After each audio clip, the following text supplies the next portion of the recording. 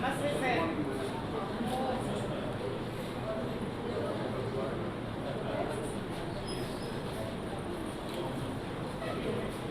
Excuse me. Book is coming.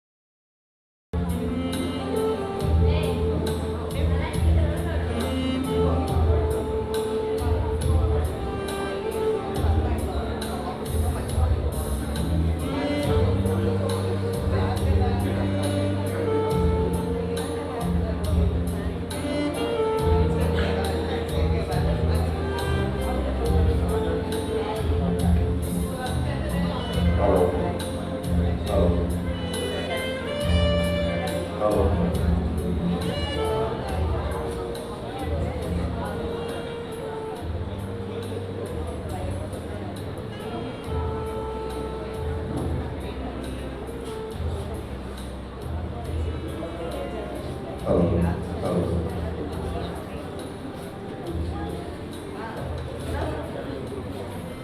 Hello.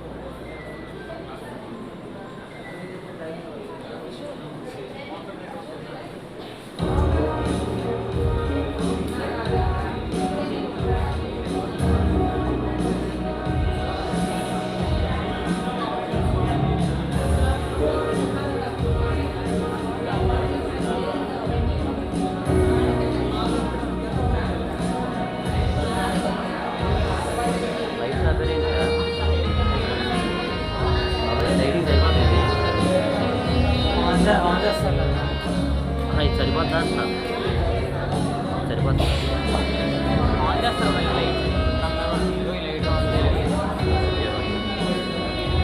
On చేస్తే సరిపోద్ది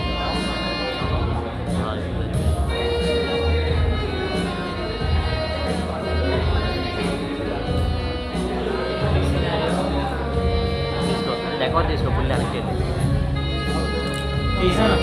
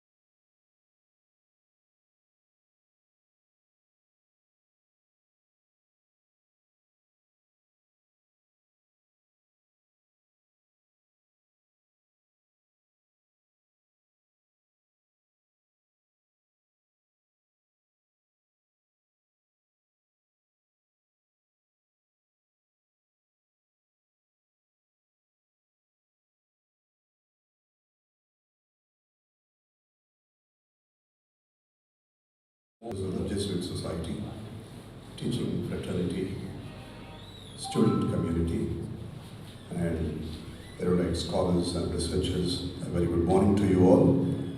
I extend a warm welcome to the three-day international conference on major issues and challenges in English and Oriental languages and literatures organized by the Departments of English and Oriental Languages in collaboration with ISCS, Indian Society for Commonwealth Studies.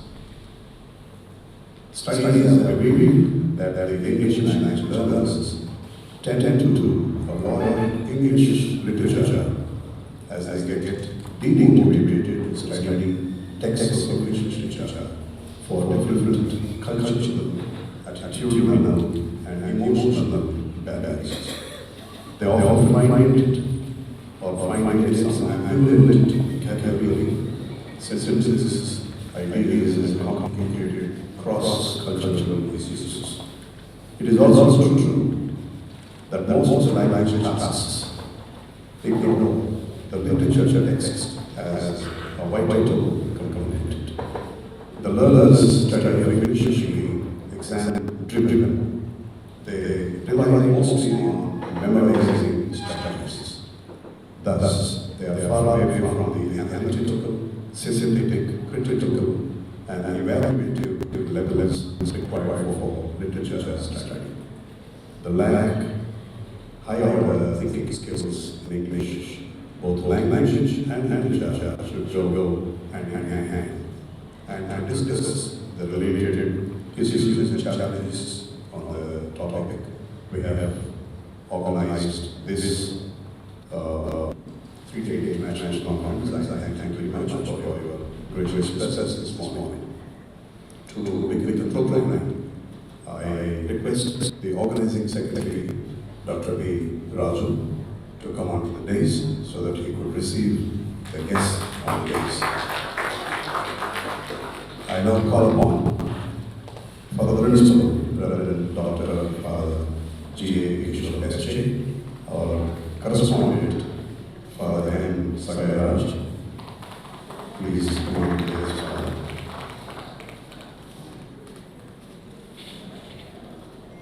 We are expecting Father Lecter in a short while from now.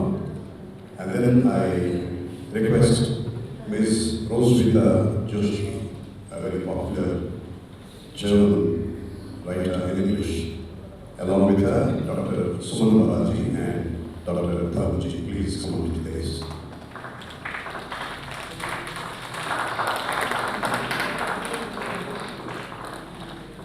Now I request Dr. Kola Shekhar, the head of the Department of Telugu, to come on to this, and Dr.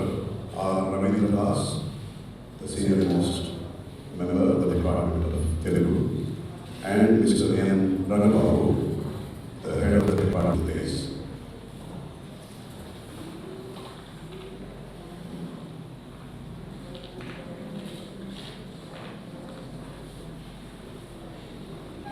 Dr. Kola Shekhar to accompany Professor Virtual on this.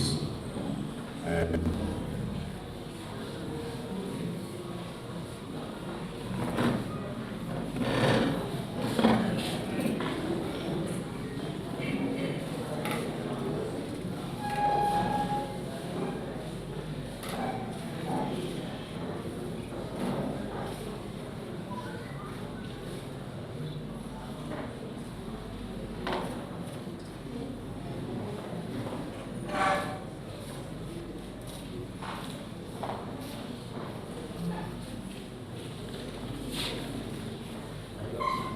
finally, I request Professor Rajashekar Pateti, the Honorable Vice Chancellor, to come on this and occupy the chair.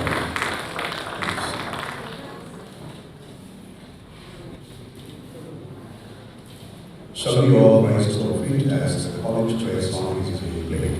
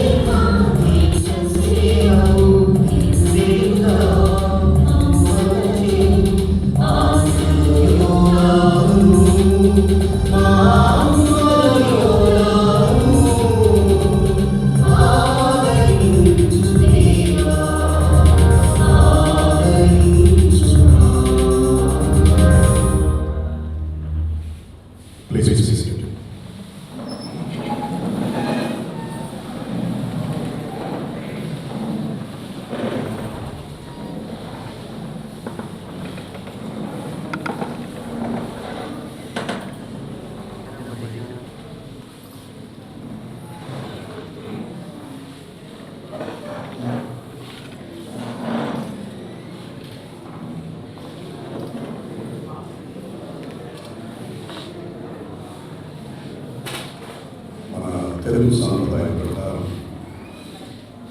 మన గౌరవ అతిథులను కనుగోలతో ఆహ్వానించడం పరిపాలకులుగా ఆ కార్యక్రమాన్ని నిర్వహిస్తున్నారు doctor కోలాశేఖర్ గారు.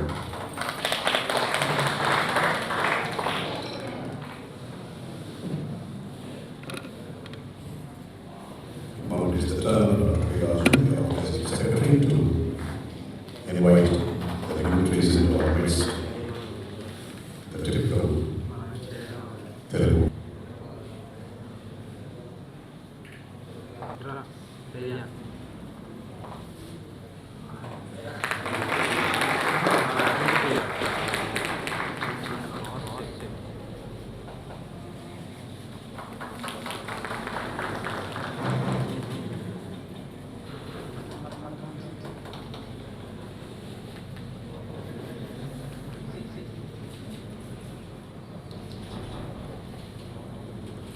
Now I request all the dignitaries from the days to kindly move forward to the lampstand to participate in lighting the ceremony.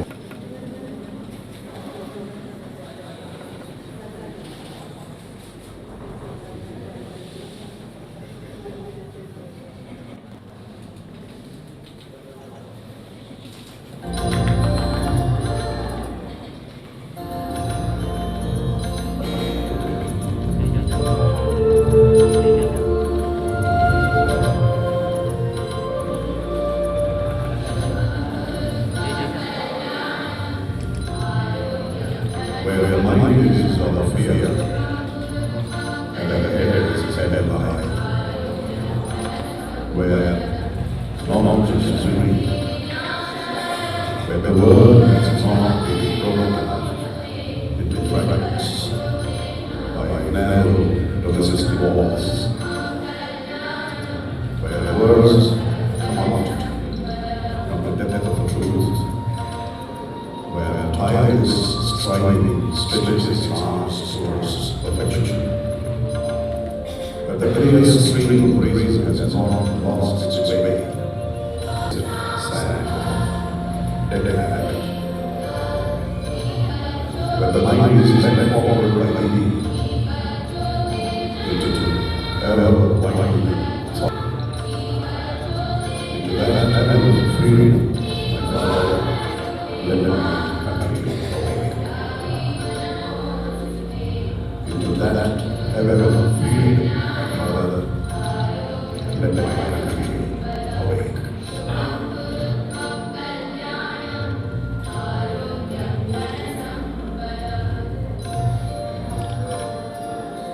I also request the duties on the days to kindly pay homage to Reverend Father C. passed away.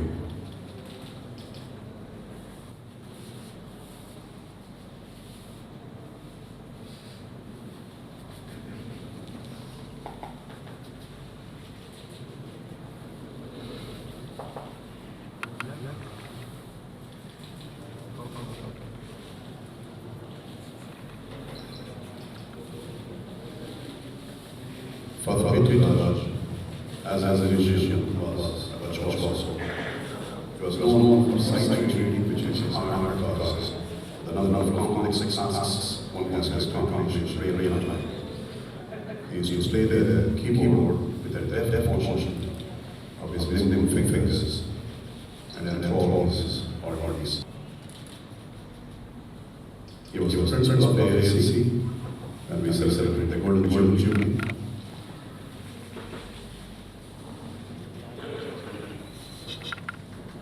Thank you. Thank all the dignitaries. Please take your seats on the days.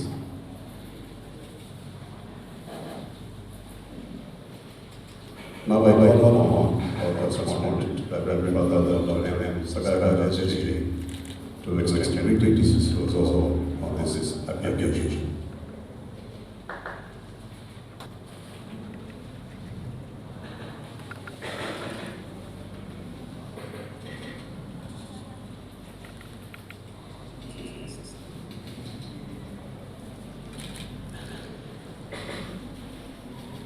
Today's chief guest, Dr. Honorable Chancellor of Andhra University, Sir, I warmly welcome sir, and other dignitaries on the stage, especially Professor Narayan, who brought light the Telugu language by taking it international heights, and all the other guests of this day, I warmly welcome you all, sir. Today we are having a seminar on major issues and challenges in English and Oriental languages and literature. It's really an opportunity for all of us, especially for the students, to learn the languages in a proper manner. It gives me immense pleasure that Loyola College of organizing a 3-day international conference on major issues and challenges in English as well as Oriental languages and literature. The central theme of this conference is to broaden minds and hearts to develop language skills and see things from a different perspective, and get a deeper understanding of not only the languages but also the other cultures and other way of learning language. This conference will certainly provide an opportunity for meeting international researchers, national delegates, and eminent scholars to interact intensively, increasing the potential research capabilities of learning people who are seated here, those who are seated here. And certainly what they speak, what they share will widen your knowledge of learning. I wish the Department of English and Oriental Languages of Loyola College to achieve great successes in the content of this international conference. When we think of the challenges of English language learning, we can say spelling is one of the things, pronunciation is another thing, and we can also say idioms and slangs and variations of the language. I just put one or two instances, then I want to wish you all the best for this success of this seminar. Number one, when we were students about idiom, one of the Lord's was on the dining hall, and one of the students went and asked him, "Can I come for correction of my composition?" Then the father said, "I am busy. I have another issue to write. I have another issue to write." Then the student, "Father, what kind of issue that you are going to write? You better go and learn English." He said in this happened at 12:45 in the afternoon.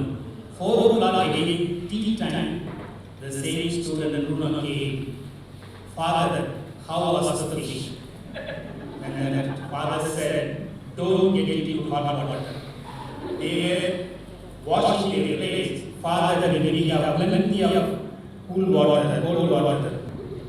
If you don't learn English properly, and you don't use the correct idioms and spellings properly, you will get it confused." That way, learning a language, for some it is very difficult, but for some people it is a jack of all trades and they can learn very well. And sometimes slip of tongue, when you use certain words, it will be a slip of tongue. It was in 1988, if I am not mistaken. Sorry to mention, at that time, Vice Chancellor Simhadri was the Vice Chancellor of Andhra University, and collector, Guntur collector, they were there. And Guntur collector, when he began his speech, he began to say, "I want to facilitate Dr. Barbosa for his wonderful concert, and 2 gold medalists of our college. One is in English literature, the other one is in mathematics. What type of language he is using? He should use proper vocabulary." Then this man said, "The one who has got gold medal in mathematics, don't worry, it is only the slipper of the tongue." Let us learn languages properly. Let us articulate properly. Let us admire people, those who speak English so well. When Father P. Raj was here, we used to hang on his lips because his language, his style, his way of pronunciation was wonderful. So today, I want to wish each and every one of you to participate in a worthy manner in this seminar on the issues of the language, so that you learn from the elders and you speak chaste and pure English. Wish you all the best, as well as all the other languages. Whereas with regard to Telugu, the slangs, I am not a Telugu. If you go to Telangana, Abhay Grahinchu, Dabagana Vivid, okay. Vijayawada, Krishna district of the Babanara, Telangana, Bagayana.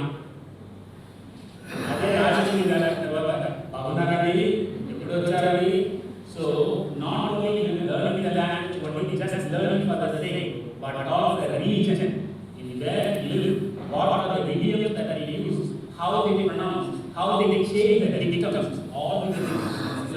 Wherever you go, learn these things that are culture, then you will become one of the culture. Otherwise,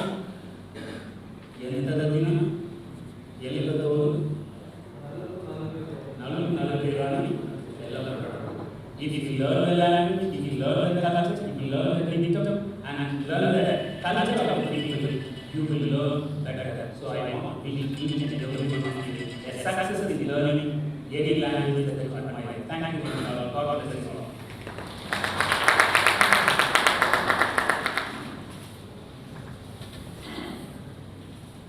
Now I request our University, Reverend Father Dr. G. Kishore SJ, to present his public comments. Father,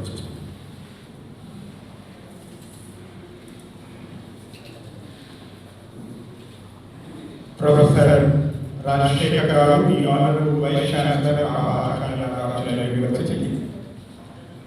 and an still alumnus of our college and the chief guest of this 3 days international conference. Professor Dept the internationally renowned scholar and Kendra Sahitya Academy Fellowship awardee and the guest of honor of our international conference, and Professor R.K. Thaman, President, and Dr. Suman, the Secretary, our collaborating partner for this international conference, and the other dignitaries seated on the dais and off the dais, eminent academicians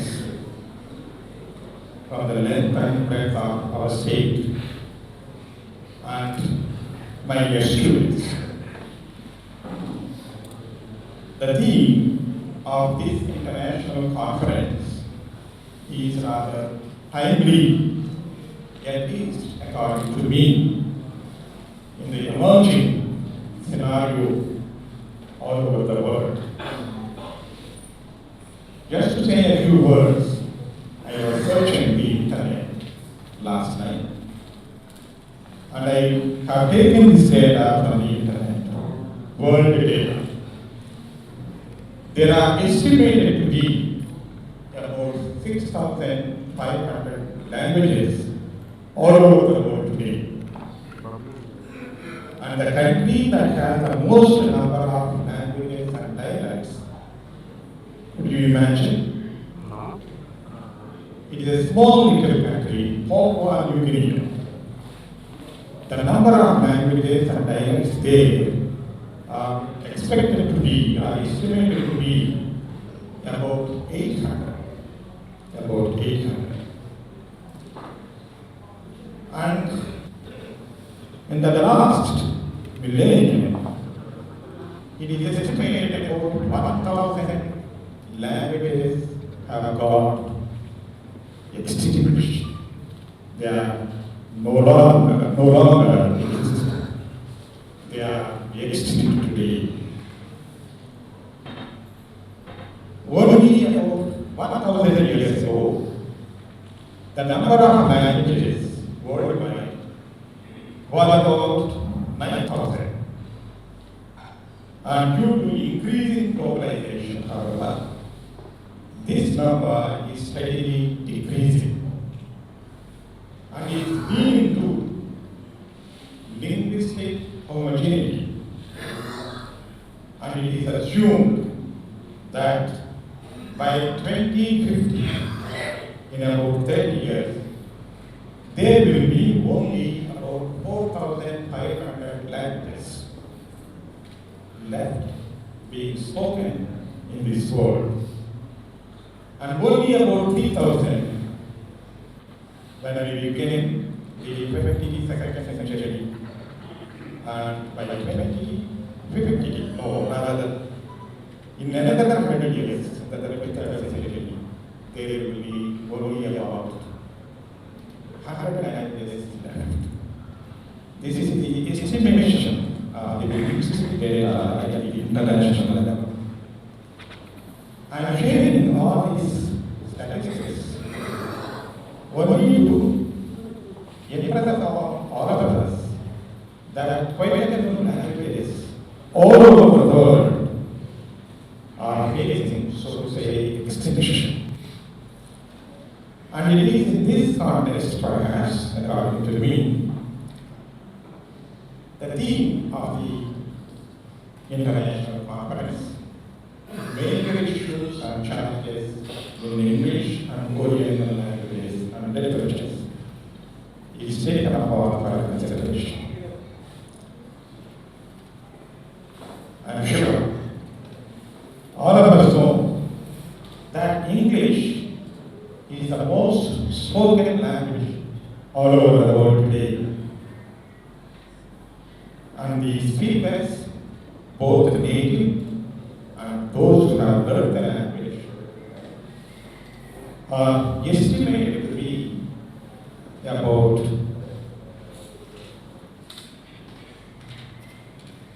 150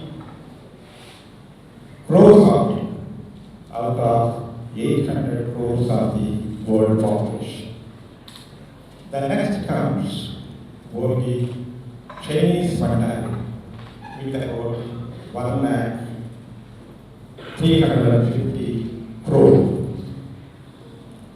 And English is spoken and official language in about 59 and 39 countries respectively. All these are the internationally available data in the internet. We take it for granted, perhaps, that English language is thriving. But those who are specializing in English language and literature, the number is steadily coming down. Speaking is one aspect, studying is another aspect, and specializing is a third angle. If that is the case, I'm sure the Honorable Vice Chancellor and his counterparts across the length and breadth of our nation, including central universities, students opting for a specialization in any language is steadily coming down. And it is perhaps this context that motivated the organizers of the conference to choose this particular theme for this international conference. I would like to juxtapose these statistics with another positive factor. I was given the opportunity and privilege of spending about 1.5 months in Israel when I was on sabbatical as principal of the college from 2019 June onwards. You know, the story of the Jewish people is a very interesting story. Even today, these are only about 1.25 crores all over the country, all over the world. But in Israel proper, which is just the area of our Guntur and Prakasham undivided districts, there are about 85 lakhs of Jewish people.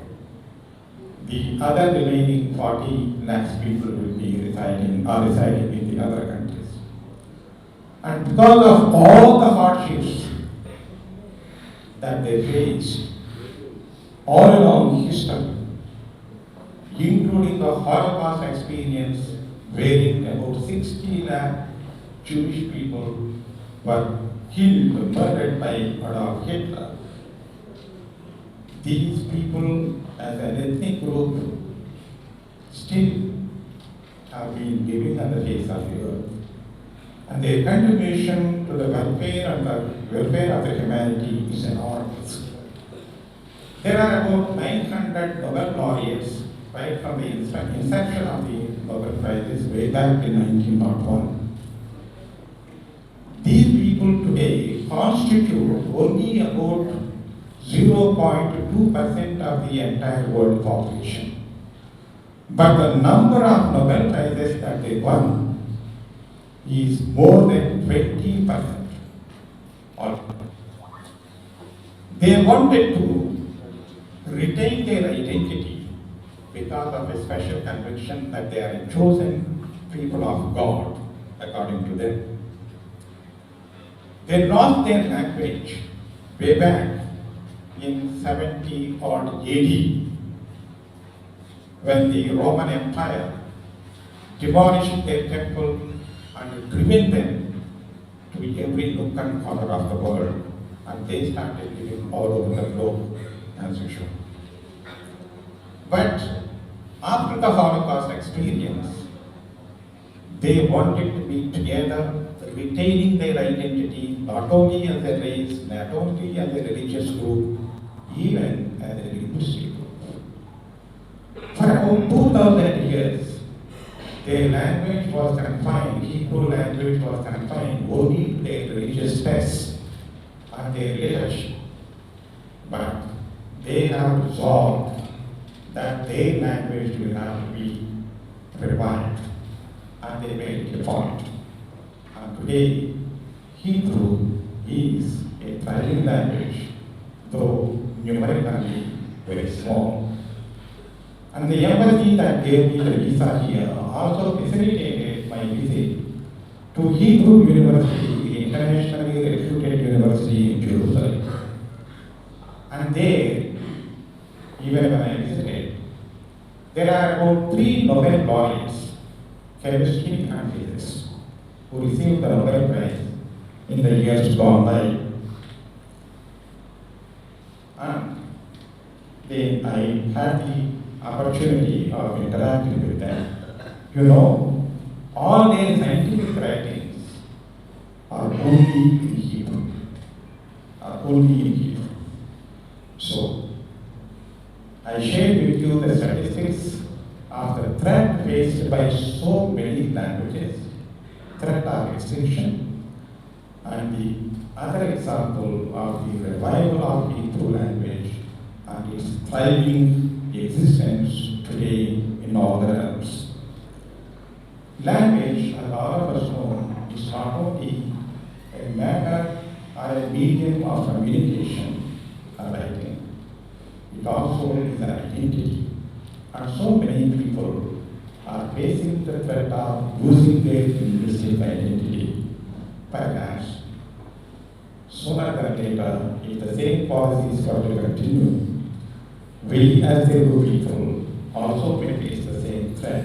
And in this context, I am sharing all this information with your permission. So many things are taking place all over the world. The government policies matter, the commitment of the academicians, and the interest of the students, and the internet finally play a major role in all these, according to a study taken for her research by Sarah Mole. She compared the revival of Zoroastrian language and Hebrew language, and it is available in the net once again. I hope and wish that this conference will take up all these issues that threaten the existence of so many languages today and contribute to their revival, their survival, and to their revival. And it is my privilege to welcome to this so very important international conference in the existing circumstances today, starting with the chief guest, Professor Rajshekar Garu of Acharya Nagarjuna University, and with Chair Narayan Rao Garu, and all the dignitaries seated on the days of the days, and dear students, to this international conference, so that the discussions and deliberations will contribute to the glory of humanity. Thank you very much.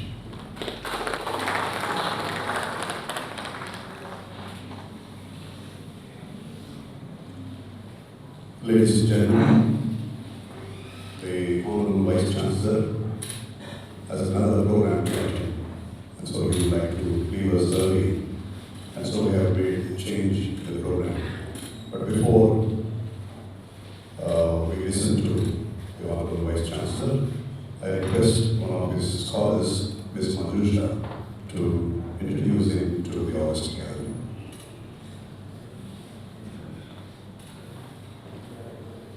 Good morning to all the dignitaries on the dais, on to the lovely students of Loyola College. And it's an endearing task, yet another task to me to introduce the chief guest of this program, because I know the words will not suffice to describe his personality, his success, and his achievement. You know, every intellect cannot be an academician. And all intellectual academicians can't become efficient administrators. Intellectual efficient administrators cannot be human. But this deadly combination and lethal combination of being intellect, efficient academician, administrator with lots of humanity, you want to find it, see our Honorable Vice Chancellor of Ashram University. It's almost like finding Cristiano Ronaldo, Lionel Messi, and Neymar all together in one package. It's like finding Buddha in Bruce Lee. It's like having George Reddy in Ambedkar.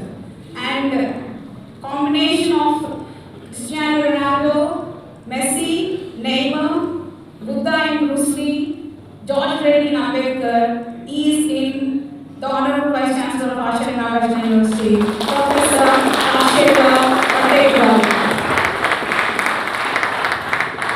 To introduce him, you just look at his CV, you will find that he has a dream career. He pursued his higher education in this secondary education in this very Loyola College, higher education in Andhra University, and he entered Central University of Hyderabad, and there bloomed the revolutionary scholar who went with his JRF and PhD to Kerala and returned like a young Turk to Ashram University to break the invisible yet iron barricades of academic despotism and discrimination, pride and prejudice, and open the gates of knowledge to everybody who wants to pursue, irrespective of their caste, color, region, or their social backgrounds. And since then, his academic contribution has been excellent and exceptional. He conducted, global national seminars that unveiled new dynamics in English literature. You read his CV again, you find that he says that he has specialized in Canadian literature, native literature, fourth world literature. But listen to his lectures, it will be more than a century. I mean, I'm just being humble in the numbers, but if you really count them, there will be 500 maybe. Starting from his scale. He stands up and talks, even though you just give him any topic out of the side, he will speak on that, and even the experts in that area will stand tongue-tied. They can't speak beyond the horizons that he said in that topic. He's as excellent as that. And he's the chief advocate of fourth world literatures. He paved way for establishment of fourth world literatures as a reckonable academic field. And more than anything, he guided 100 scholars for the past 22 years. This is my very personal feeling. Had he spent the past 22 years for his self-glory, instead of striving to mold the imperfect pieces like me and many sitting in front of me, he would have become an international intellect. We would have seen him addressing world population on many reputed platforms. But he chose over his self-glory to be a sun rising on Antarctica rather than rising on some other part of the world. And his efforts, made people like me to find an identity. People like our scholars to strive for their survival and also their identity and integrity. You know what? I just want to say, we all, the scholars, are like imperfect pieces, and we are like Shah Rukh Khan in Kabhi Kabhi the friend of Amitabh Bachchan, our professor. We just wish, gosh, but we can never become like him because we don't have the mind and the heart like him. But of course, all I can say that we in this life cannot pay back. We are always indebted to him, and perhaps a few of you might not know that Professor Rajshekar Patel is not a name, it's a brand. He's a man, a mind, like burning like mine. So, Loyola College, please stand up and give standing ovation to welcome your alumni to address you today. Please come and address you.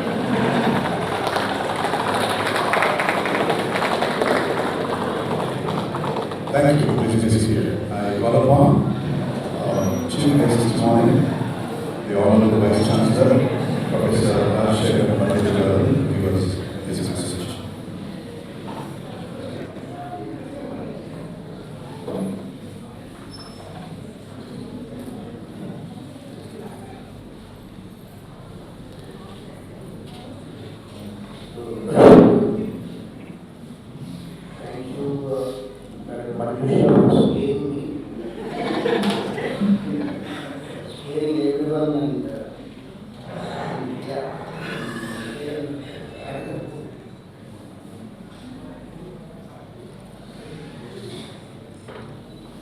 So thank you, Dr. Manjusha, for scaling me and for also scaling everyone in this seminar hall.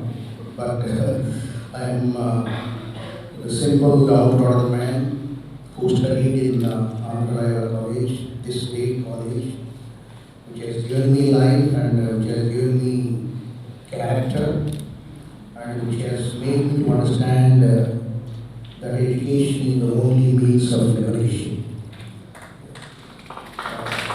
I'm grateful to the great fathers who administered this college during my days, Father N.A. Father Paul Sachin, and of course Father Peter Raj, whom will be introduced now.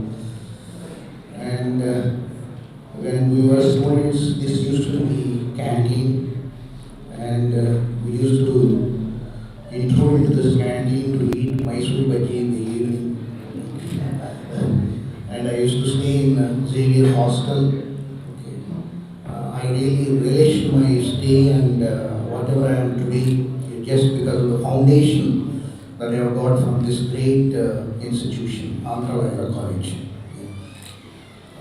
Thank you, Father. Thank you, Father Kishore. And thank you, Father Reverend Kishore. Thank you, Father Dr. M. Sadiraj, and all the distinguished fathers who sacrificed their lives to run these kinds of institutions and to give life to the downtrodden sections of India. Thank you very much, Father. And I profusely thank our Honorable Chief Minister for giving me an opportunity to serve as the Vice Chancellor of Acharya Nagarjuna University, because he had an immense faith in me and his confidence was so unbreakable that first he appointed me as the full additional charge Vice Chancellor in 2019 November, and he has confirmed my position in 2022 September 28th. Despite the struggles and attempts and demonstrations, silent demonstrations, and stupid silly representations by the opposing forces, by the opposing ideological forces, he has reposed his trust in me and bestowed this responsibility on my shoulders, as he knows that I like to serve the people, I like to work for the betterment of the people, to the best of my ability. And it is in this service I relish my life. So I once again take this opportunity to thank Professor R.K. Dhawan, President Indian Society for Commonwealth Studies, on behalf of Acharya Nagarjuna University, also for coming and for steering our Dr. Raju for conducting this 3 days seminar on a very relevant and pertinent topic. I also pay my respects on behalf of Acharya Nagarjuna University to the distinguished guest of honor, Professor Velcheru Narayana Garu, author and translator of classical works. So on behalf of the university and on behalf of the college, I also pay my respects to the German the writer from Germany who brought luster to this gathering and who is here particularly to enlighten the students and scholars. And my sincere thanks to all my scholars who are here, especially to Dr. Jania, Dr. Sophia from Yale University, Dr. Fatima Edwards from Teresa College, Yale, Dr. Madhuri, Dr. Shamsundar, Dr. Neelambaram, Dr. Palashavani, Dr. Nani from Hindu College, Dr. Pankaj Kumar, Dr. Sridhar from Andhra Christian College, and of course Dr. Manjusha and Dr. Narasimha Rao, and Dr. Songa, Dr. Mukhanty, Dr. Kanyakumari, and Professor Dilip from Yale University who came here, and Dr. Sarita, and to all my beloved students from Acharya Nagarjuna University,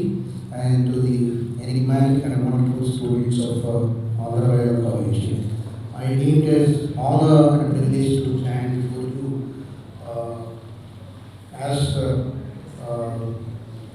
I don't say the keynote address, but the chief guest to speak on the relevance of the theme of the seminar, major issues and challenges in English and Oriental languages and literatures.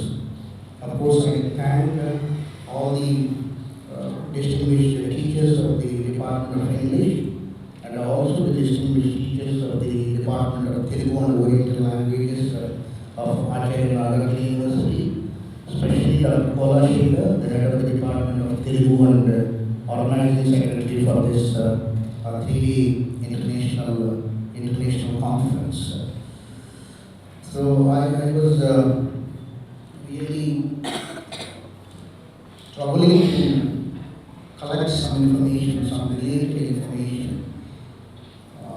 on this topic, because I don't want to repeat what I keep all the time talking about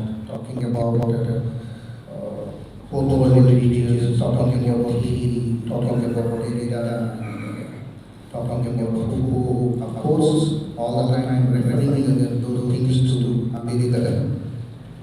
I just want to bring in some of the important aspects that literature should have to concentrate. I think these are the challenges that come in the way of literature. I'm not talking anything about the challenges that come in the way of Oriental languages, but I consider that unless and until literature crosses its boundary lines, of course it has already crossed its boundary lines and it has circumscribed all the disciplines under the sun as its purview, and students of literature and scholars in literature are expected to develop a fundamental knowledge in all the disciplines of knowledge. That's why we consider that as an epistemological breakthrough that English literature has initiated since the beginning of this century. Is going on unabatedly and incessantly. So, but apart from that, I've been preparing some of the relevant information, which is very, very interesting. So I find literature will have to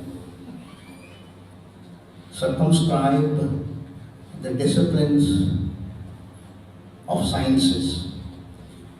I've been talking about immunology, aquatic toxicology, biodiversity, and then trying to understand that eco-criticism and ecology and ecofeminism, these are all the new areas in literature which demand the attention of the scholars and the students. Now there is a new slogan: environmental justice is the ultimate justice. Okay. If environment is taken care, if it is well taken care, that ensures the ultimate justice for the downtrodden people, ultimate justice for the excommunicated races, ultimate justice for the original inhabitants of most of the European countries, including the US. So natives in America and First Nations in Canada, Aboriginals in Australia, or Maoris in New Zealand, or the forest-dwelling communities who have entered into the portals of modernity, post-modernity and education, have to be circumscribed within this slogan. The slogan that environmental justice is the ultimate justice. It is not our struggle to fight against the race. It's not our struggle to fight against the caste. It's not our struggle to fight against the gender discrimination. It should be the struggle to fight for the preservation of nature, to fight for the protection of the rights of nature, and and to ensure equality and justice to all the downtrodden people, to all the excommunicated races in this world, in sharing nature, in living with nature proportionately. So, there was a book written by Rachel Carson in the year 1962. Most of you might have heard. Silent Spring. This Silent Spring refers to the contamination of natural habitats. This was published in the year 1962 and this book was also banned, I think probably in 1970 or like that. Rachel Carson is an employee of Fish and Wildlife Service in the US. It's an agency within the United States Department of the Interior dedicated to the management of fish, wildlife and natural habitats. So the mission of this agency is working with others to conserve, protect and enhance biodiversity. Of course, biodiversity refers to the variety of life which is taking care of different types of organisms and species. Okay. So many people they found fault with the publication of the book, and especially they criticized Rachel Carson for coming out with this subject, but it has created commotion across the world and shook the foundations of every nation, foundations of culture of every nation. So this book has made the people to concentrate on the contaminations that are pouring into nature. And literature, I mean writers, novelists and poets and these people, they began to concentrate on the aspects of protection of nature that were there in literature. Of course, tracing the origin from Romantic writers, trying to trace the origin of describing the nature from American writers, Thoreau and other, Emerson and Thoreau and other people. It is in this way they found out S.T. Coleridge's The Rime of the Ancient Man, which was written in 1797. Of course, you know about S.T. Coleridge. He was the founder of Romantic movement along with Wordsworth.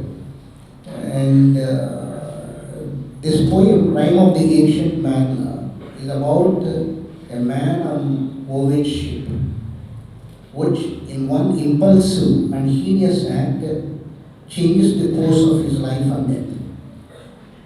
So as a connection, as corollary to S.T. Coleridge's Rime of the Ancient Man, Nick Hay, he wrote The Rime of the Modern Mariner in the year 2011. Nick Hay wrote The Rime of the Modern Man in the year 2011. I mean, I'm just making you to understand how the connection between literature and the attempts of the people to protect environment, the rights, the demonstrations of the people to protect environment are brought out especially. So there are famous lines in, I think, Rime of the Ancient Man. He prayeth well, who loveth well, both man and bird and beast. He prayeth best, who loveth best, all things both great and small. For the dear God who loveth us, He made and loveth all. So these are the famous lines in Rime of the Ancient Man, which kept on making a good representative essence, which kept on making a good representative essence in literature once again, asking literature that it needs to choose different themes and variety of themes related to the existence of all the living species on Earth. So when we examine technological advances, you find biochemists, biophysicists advancing the technology to conduct scientific experiments of contemporary situation. So the discovery of green fluorescent protein, GFP, and sophisticated microscopes, this is what we call as spectroscopic analysis. The development of vitro assays that faithfully reproduce cellular functions and technical advances. It is in this direction we try to relate the great biological advances in relation to Charles Darwin's origin of species.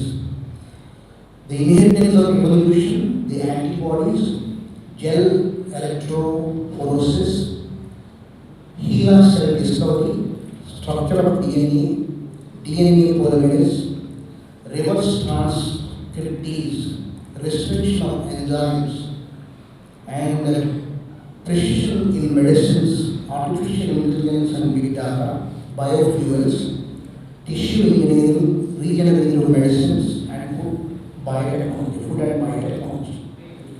This is how the course of biological advances are, particularly found or particularly, framed. So in this course of biological advances or biological scientific discourses, you find all the aspects of literature, you find all the types of literature. I mean, it is Aristotle who is considered to be the father of modern biology and the father of modern chemistry and the father of modern biophysics also.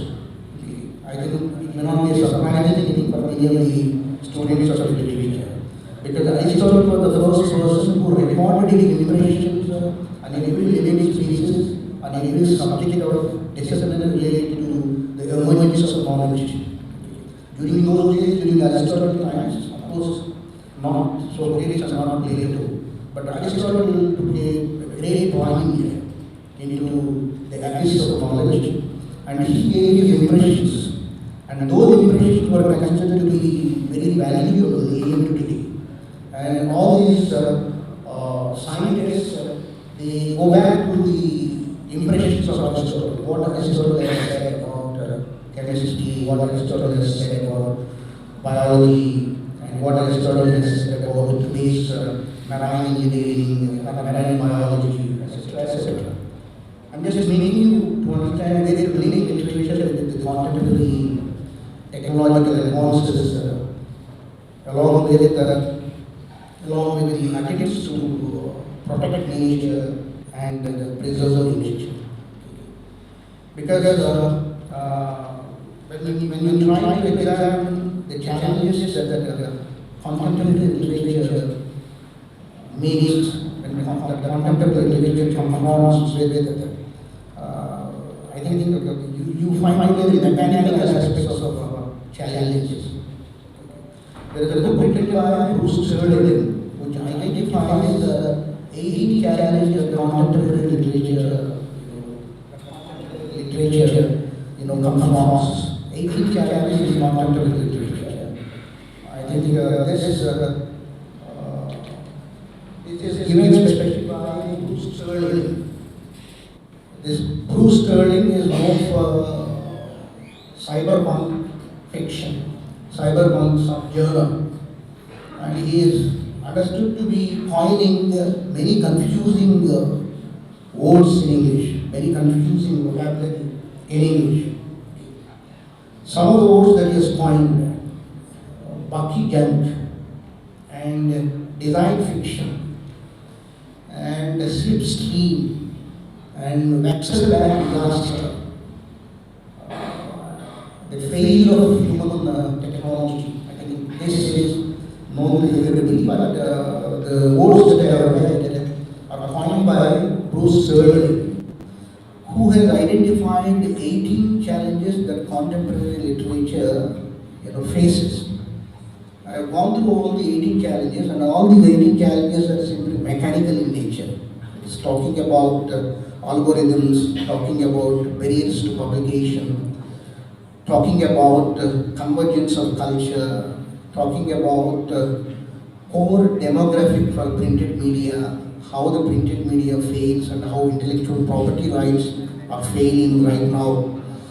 And in relation to literature, as it is completely represented by language, crossing the national and global boundaries.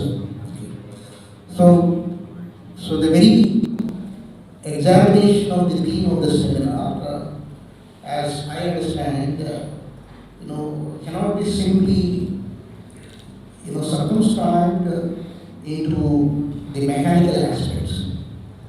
So I have taken liberty in examining some of the disciplines of sciences and trying to find out the relationship of literature, the relationship of, as I said, Socrates and other writers who are trying to establish the primordial connection which is lost by the people in this world. Primordial connection with the nature which is lost by the people in this world. Okay. So literature as of now primarily wrestles with age and aging, the concept of age and aging, opposed gender, and the aspects of gender discrimination and the aspects of violence related to gender discrimination. Ethnicity, this we have been talking about in relation to the emergence of fourth world literature. And human rights, all the time we will be talking about the violation of the rights as far as the ground floor and people are concerned in India, and as far as Africans and Afro-Americans in US and in European countries are concerned. But to take deviation, to take a justified deviation, we need to examine that literature is something beyond itself. Literature is not merely language-based, literature is not merely national, literature is not merely global, but literature is something which demands your attention into the density of the knowledge in its complementary basis. As I said, Aristotle was found to be giving information on all the aspects of knowledge during his time, during his ancient times, during those ancient times. As knowledge began to evolve itself, knowledge was stratified and classified. It was difficult for all the human beings to understand all the domains of knowledge, all the classifications of knowledge. Hence, the division of knowledge into specific disciplines. You call it as physics, you call it as chemistry, you call it as astronomy or astrology, etc. But you find astrology and astronomy in many of the plays of Shakespeare also. I don't want to give you the examples to justify to what extent Shakespeare was found to be discussing the emerging fields of astronomy in his plays.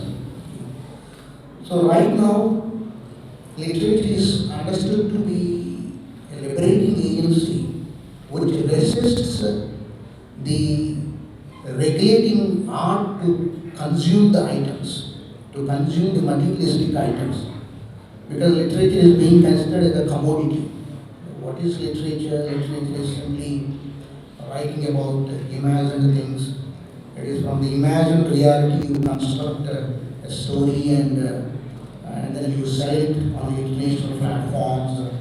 You create a world of isolation and you mesmerize the youngsters with the power of your language.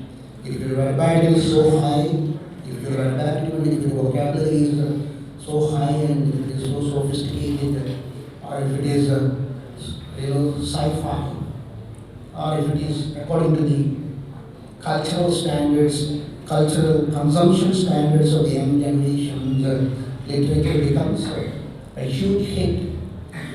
So that is why many people say that literature has already moved from the close proximity of the people. You find only literary festivals being conducted in some international platforms. Seen the Jaipur Literature Festival. Who attends Jaipur Literature Festivals, such kind of festivals, extremely sophisticated people. Shashi Tharoor can afford to attend. Some Hollywood film stars or Bollywood film stars are like Javed Akhtar, who will be invited to speak about the essence of his poetry. And some people who make a mark because their code of conduct and their social code of conduct is entirely different. When the students of Oriental University attend Jaipur Literature Festival, or some Hindu Literature Festival being organized. So I mean, the very social code of conduct with which literature is being approached, with which literature is being analyzed, has moved far away from the ground perceptions, from the common people's perceptions. So literature has to address the relevant issues experienced by the excommunicated races, experienced by the downtrodden sections, experienced by the native inhabitants of all the nations. So it has to be cross-disciplinary. It has to initiate itself to explore into the revision of mental dimensions and philosophical dimensions. Of course, I'm not talking about philosophy here. I'm just only talking about how literature can bring in a kind of justice if it is properly approached. So I'm referring to one particular book written by Joseph Meager. Joseph Meager is considered to be the person who created, who coined literary ecology, who coined the term literary ecology. In his book, The Comedy of Survival, Literary Ecology and a Play Ethic. So this book, Joseph Meager's The Comedy of Survival, Literary Ecology and a Play Ethic. Of course, the emergence of eco-criticism and environmental studies is from his perceptions, from the contributions of these kinds of critics. It examines the role of literature in shaping human behavior and shows how comic mode helps us to live in harmony with nature. And he presents us the history from Gandhi to Shakespeare to Evo Mills, demonstrating the universality of comedy. To understand that we develop a kind of ironical attitude or comic attitude towards understanding nature. The downtrodden communities and the excommunicated races can never feel the proximity of the nature. They always feel that they are isolated when they are confronted by the emerging cultural situation. Okay. So I take this opportunity to draw these lines to make you understand, because I just don't want to, as I told you, I just don't want to repeat every day that I keep talking about folklore literature and Dalit literature and minority literature and gender aspects of literature. I just want to make you understand when we study biodiversity, when we study biology, when we study toxicology, or when we study marine engineering, when we also study different aspects related to the preservation of nature, we definitely find the roots of the literature. We definitely find the connections with the literature, which makes us to understand the ultimate justice which is denied to the people, especially the downtrodden people, as far as natural justice is concerned. Okay. So I said it is the environmental justice which is considered to be natural justice. It's not, I think this is the global scenario, what is happening. This is the global scenario. And I think we need to take a new deviation from the existing paradigms of literature to see that the literature becomes more interesting and more relevant to the coming generations. Or else simply talking about the technological evolution of literature and making them understand the stages of American literature and making them understand the Canadian literature as we are facing right from almost 20 days will not serve the purpose right now. If literature has to survive, it has to take a deviation and apply into the density of knowledge and relate the links and relationships of literature with the sciences especially and with the contemporary scientific advancement and technology. So this is what I would like to make you understand. I would like to present before you about the challenges and issues that we face because we have representatives of Oriental and different discussion. So thank you for giving this opportunity. So I think that I have opened up a new area of interest for the scholars. Let us give up, and of course, regain the foundations of British literature and American literature and Canadian literature and other literatures that we are studying and exploring all these years. Let us jump into other domains of knowledge because it is only by trying to establish the relationship with literature to all the disciplines of knowledge we can make literature to survive in the contemporary situation. Of course, this is a new responsibility and you need to spend a lot of time in taking your initiation into the things because most of us are all in the last phase of our academic profession. Okay. But then, because all the names that I have read about the scholars, I know that they are completed by the professional attitude in their respective colleges. But something new, if you want to explore in the new domains, and if you want to remind and entice the students who are pursuing literature. You want to if you want still to be relevant and interesting, we need to discuss all these aspects. Otherwise, there is no other goal, and we will be completely, closed as the dead people. Okay. So thank you very much for giving me this opportunity.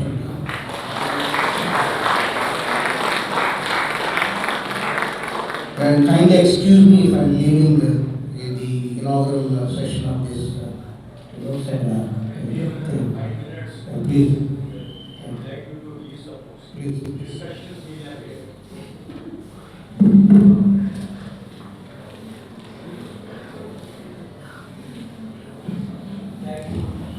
Thank you very much, sir, for your wonderful words of deliberations, putting reflective thoughts in our midst. Dear friends, I would like to announce that there will be a little deviation in the program sheet. Since Honorable Vice Chancellor is busy with another schedule, we would like to release the books. And we are not going to discuss or give a brief introduction on each book. We will release and we shall have the discussion after some time. Okay? It is a book release.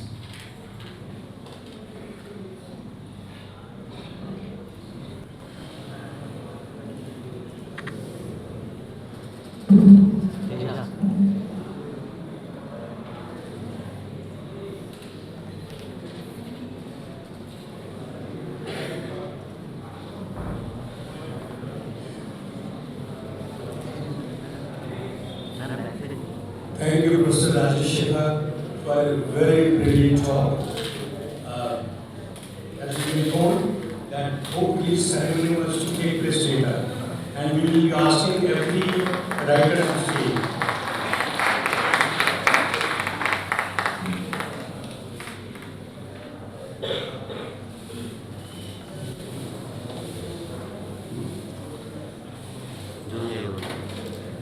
This is the book on a study of Aboriginal Australian history, Peter Carey's literary perspective, a doctoral degree done by Dr. Nagamadhuri, the research scholar of Professor Rajesh.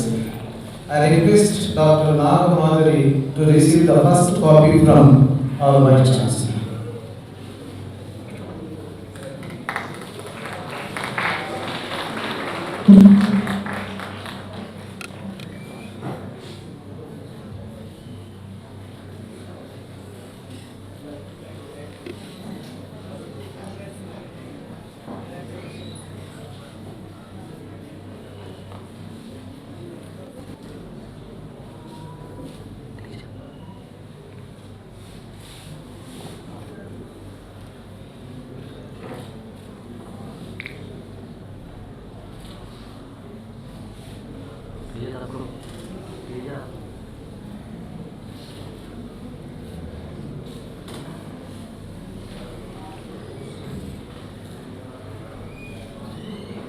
In all these books, the Andhra Loyola College has associated in contributing the articles.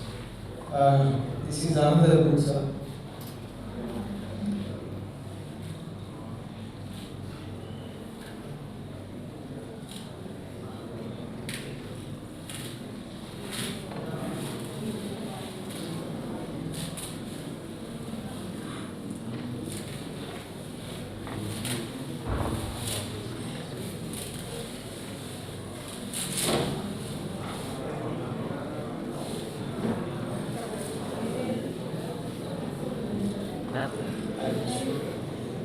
This is Dr. Rajalakshmi from SRL and Senior Government Degree College. She is my research scholar. She brought out her book. I request Reverend Father.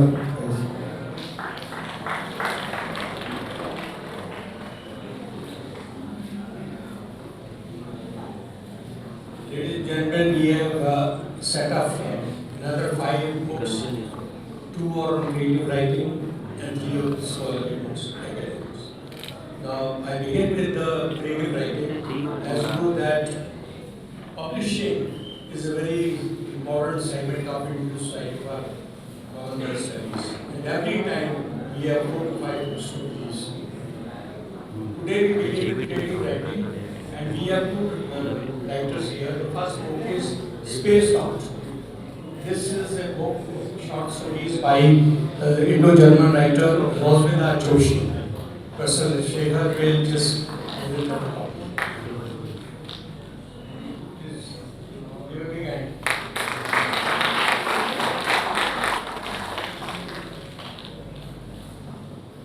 The second book on creative writing is a collection of short stories written by Indo-Australian writer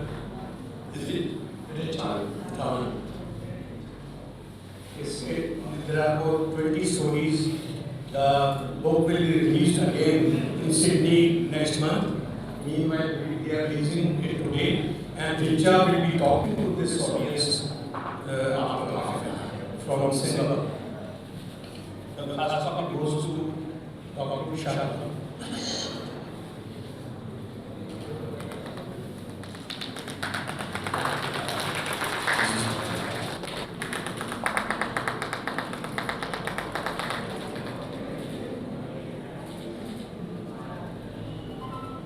Then there is a team of hosts. They are editing the hosts. The first book is by Raju, Vineyard of this conference. The title of the book is Critical Studies in World Literature. It's the next book. It covers all the areas, major writers, we talk about the book later. Meanwhile, Dr. Raju is speaking first of all.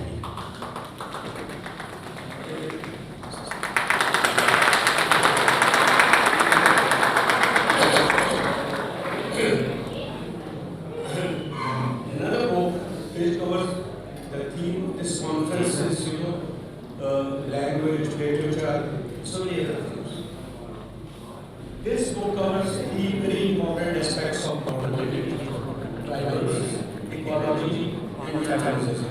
The book is edited by the Secretary of Institute of Commonwealth Studies, Dr. Sunil Madhava, from University of Delhi.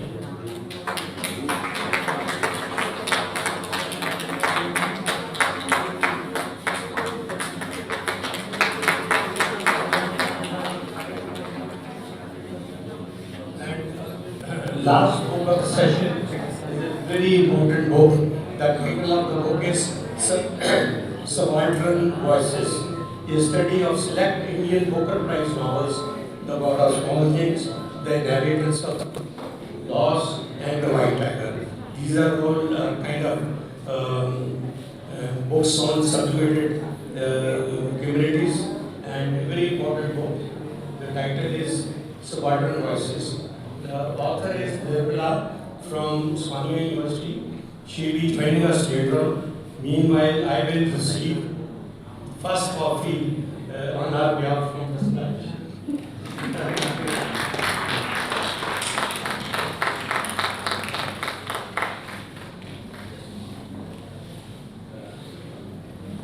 As I said, publications are a very important segment of Indian Center for Commonwealth Studies.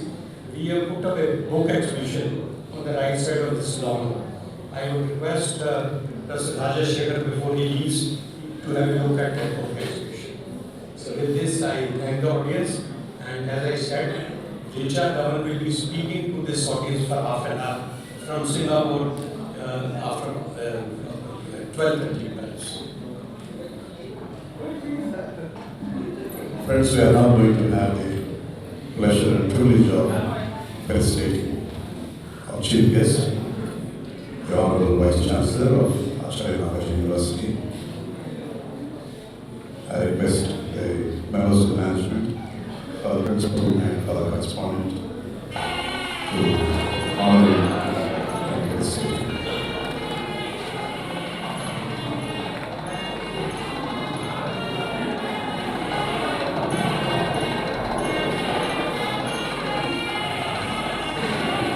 Professor Rashid Garu, a very humble man.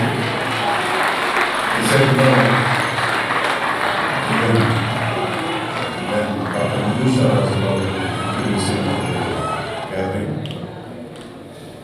Thank you so much, sir, for your kind presence.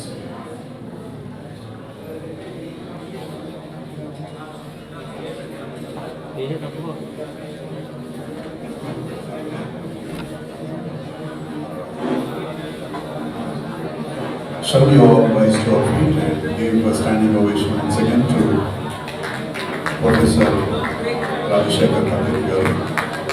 I'm sorry we have no break now.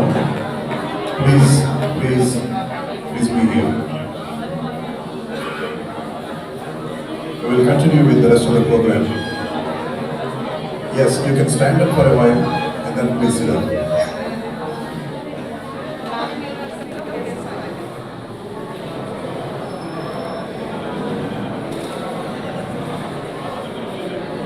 My dear students, please be seated. Please be seated.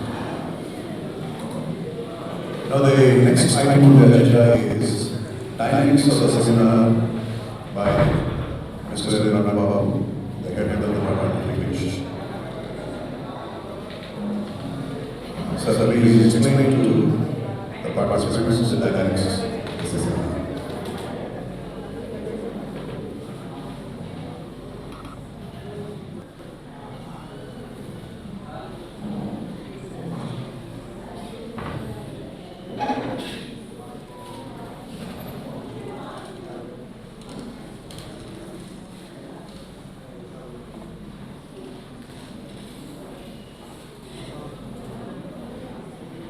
Reverend Father Dr. M. Sagaraj SJ, our beloved correspondent, Professor V. Narayan, Professor, writer, Dr. Suman Bala, Professor Sushmita, my colleague Dr. Ravi Vas, Mr. Praveen, Dr. Kumar Samsaravaru, my esteemed colleagues, most respected delegates, my dear students and the media. Good morning to you all. Before I explain to you the dynamics of today's three-day international conference, I would like to invite my esteemed colleague who has very recently retired, Dr. Kumar Samsara, to come on the dais. Please come, sir. This is you all know him well. He often appears in the media. He was a lecturer here, and even during he was in the service, he contributed many articles to various journals, and he also brought out some books and continued his academic pursuit even after his retirement. And we are really privileged to have Dr. G. Rameswaram in our midst today. Welcome, sir. Dr. Shekhar is honoring him by offering him a towel, a shawl. And now, allow me to present very briefly the dynamics of the conference. I am here today to discuss the dynamics of a 3-day international conference on major issues and challenges in English and Oriental languages and literatures. The 3-day conference includes keynote sessions, panel discussions, and technical talks by eminent researchers from various domains of humanities and contributory research paper presentations from scholars. There will also be technical sessions on a wide variety of interdisciplinary and theoretical perspectives, providing delegates a comprehensive view of the main issues and challenges associated with English language learning and teaching, such as literature and language learning, culture and language, cross-cultural communication, cultural literacy, content and language integrated learning, CLIL, linguistic landscapes, class, gender, race, and minority identities in language learning, plurilingualism, bilingualism, world Englishes, and languages other than English. With regard to the topics pertaining to issues and challenges in literatures, Professor Rajshekhar, the Honorable Vice Chancellor of Ajahn Bhagat University, spoke at length. There is no need to make a mention of them again. The speakers of the conference here are very friendly and easily approachable.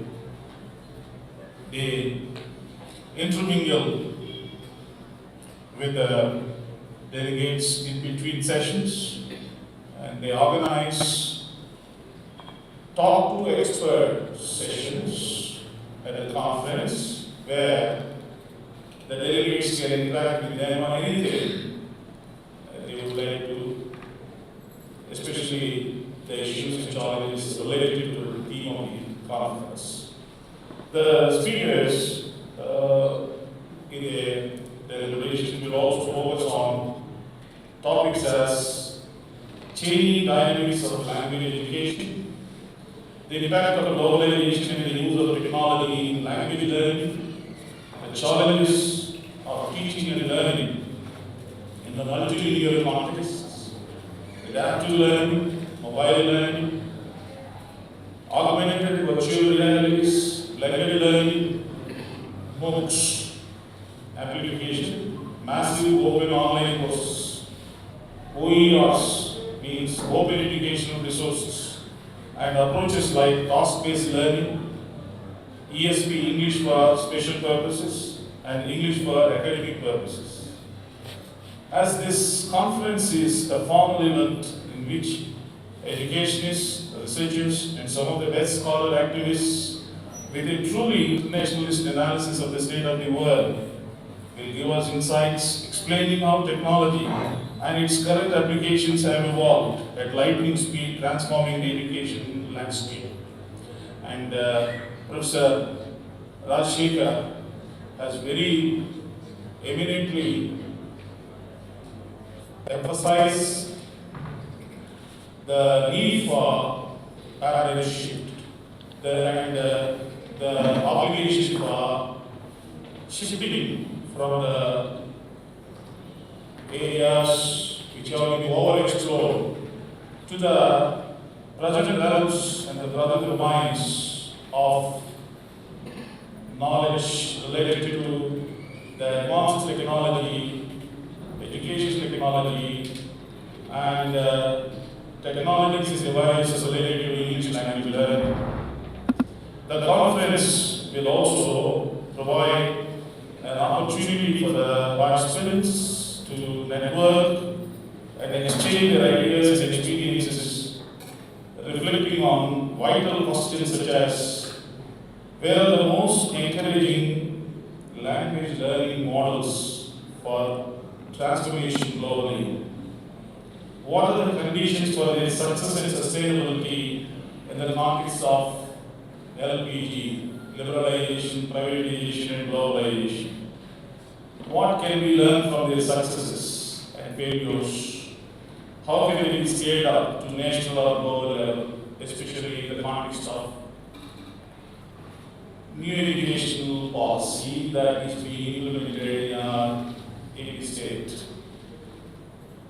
As the Chief yesterday has rightly pointed out, the conference is definitely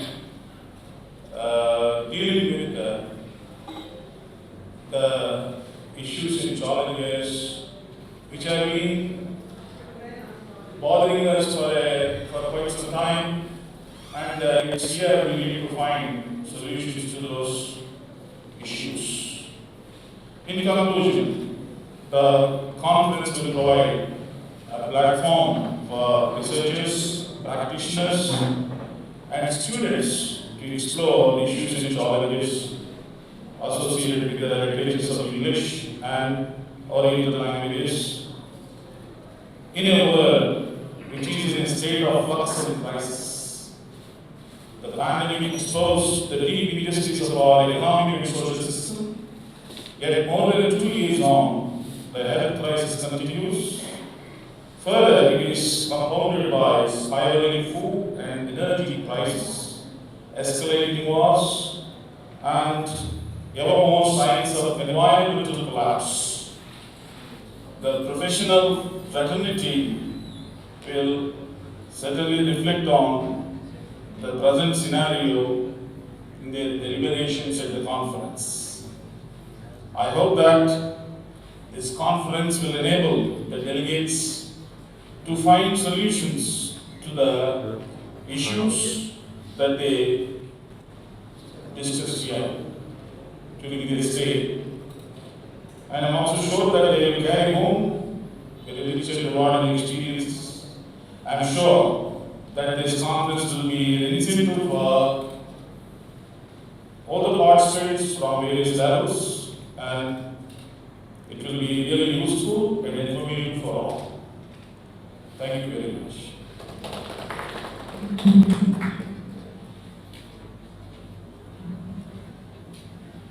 I call upon Dr. B. Raju, the organizing secretary, to say a few words about the theme of the seminar.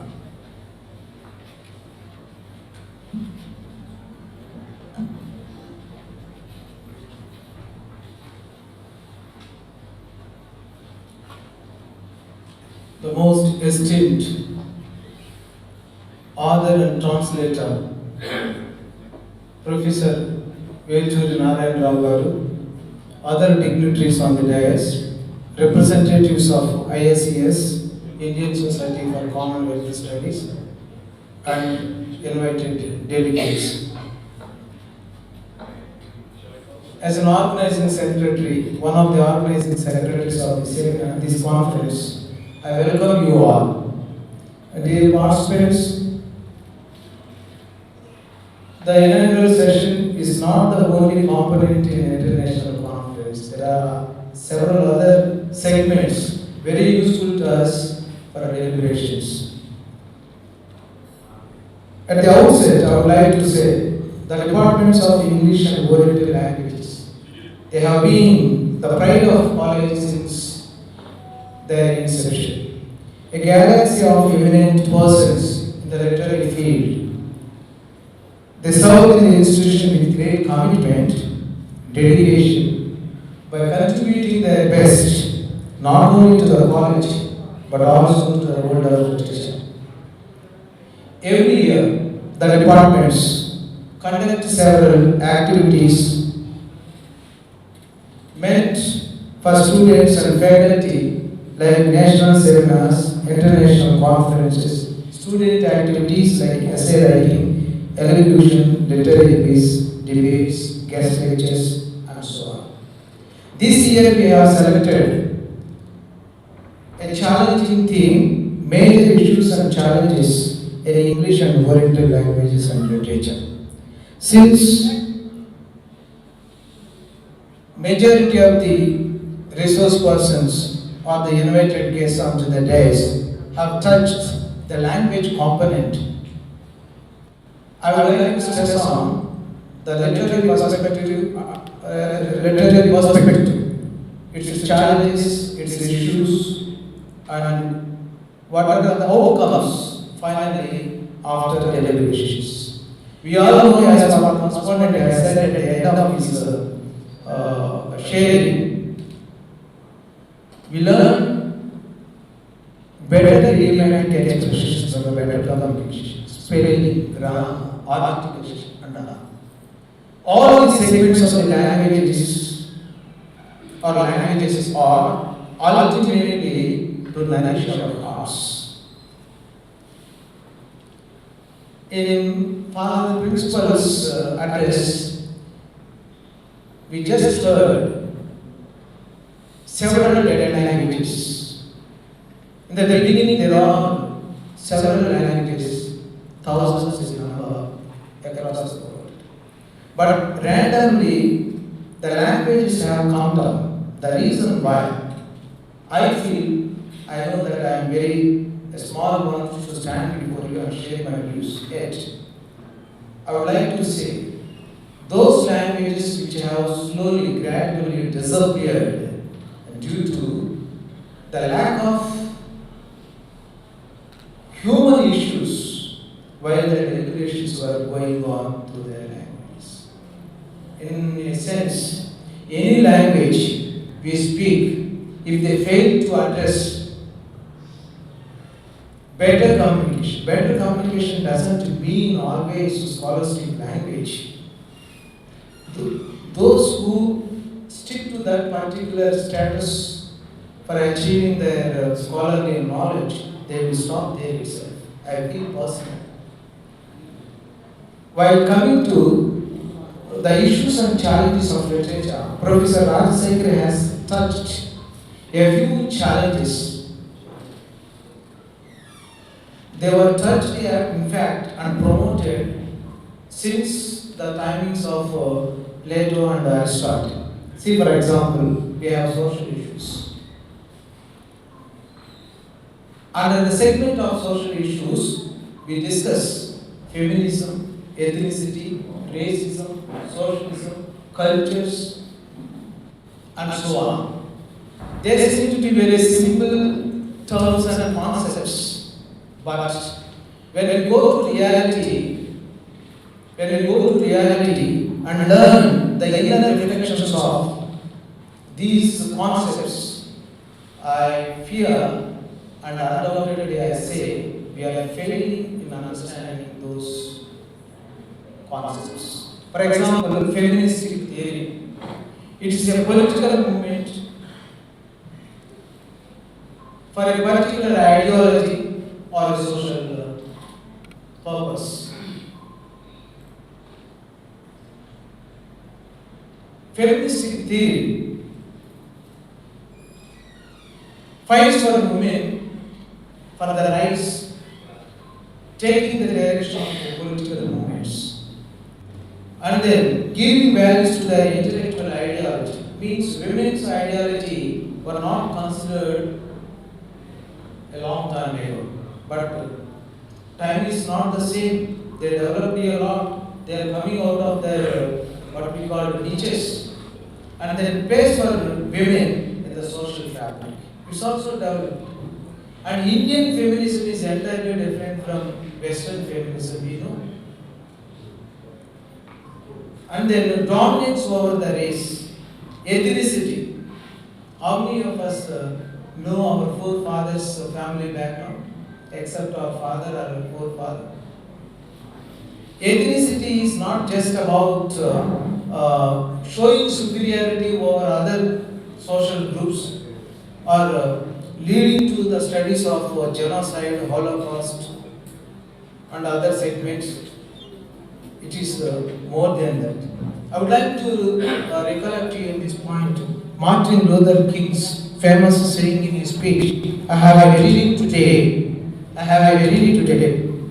Martin Luther King, I have a dream that my 4 children will one day live in one nation where they will not be judged by the color of their skin, but by the context of their character. This is very important, I personally believe.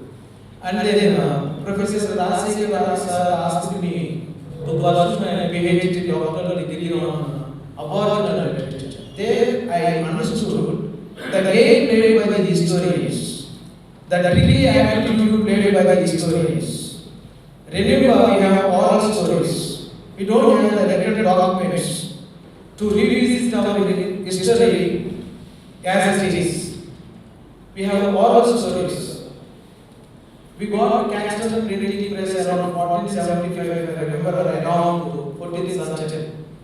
Before that, we don't have the Caxton printing press to record all these things. Archives are very less, and people did not use that technique to retrieve the lost identity, lost history, or lost culture. The historians very comfortably mentioning the first line. Since the evidences are unavailable, I started writing my history from so on, and they twisted the history, misrepresented the history, they wrote the history for their convenience and all, and they promoted the history right from second class to the PG level, master's level. But people who have done their research beyond the limitations have brought out the real truth. The real truth. Nation doesn't mean Desamante Mattikadu, Desamante Manush. Literature is stories of people. When you feel that your story is important, at the same time, you should also feel that my story is also important to others. I would like to quote here the line talking about the role of cultures. Culture in general is a site of two opposing tendencies. One is the way that cultures around the world is laid down set of rules and norms which contain restricts, habitualized and fixed norms of life. Means culture gives a few norms, rules and regulations. The second side of the culture is the other way that cultures produce endlessly innovative, diverse solutions to the problems like nutrition and continually go beyond constraints. If you put it in 3 words, any culture should stand for tolerance. You promote your culture and you kill my culture. When there is no place for tolerance, better not to call ourselves as human beings. And respect for other cultures, justice for the people, whatever the culture they were placed in, and then what we call a kind of diversity. There is a beauty in diversity. There are 50-100 faces here. No single face is similar to the other face. Just look at yourself, look at your neighbor and check. The beauty lies there. So all these form the theme of our seminar, challenges, issues and challenges. It is up to you to deliberate. Please don't go away. Your certificates are with me still. I'm not going to sign. Organizing secretary is not going to sign. Please take your certificate after participating in the deliberations. And we have a renowned speaker. beautiful Narayana Rao, Dr. Songs, beautiful barrister. I am known that thank you very much for listening to my words. Thank you.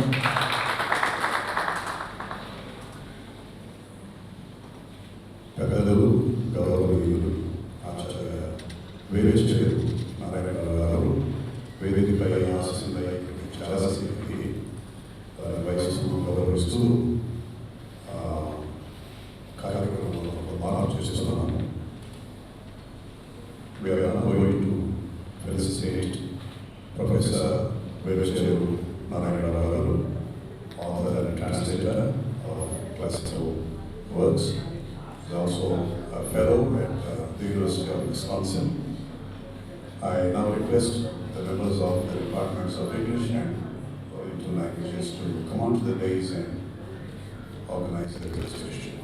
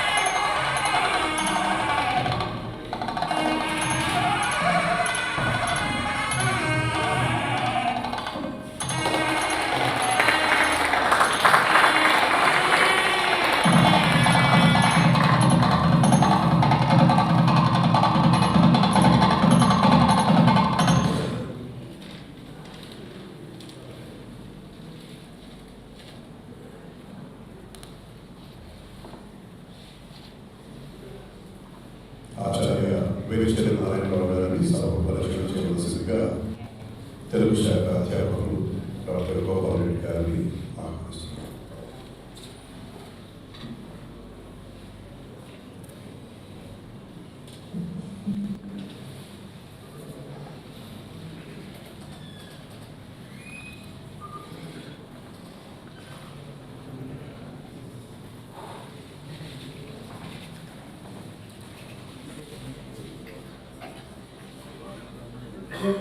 సభాయ నమః.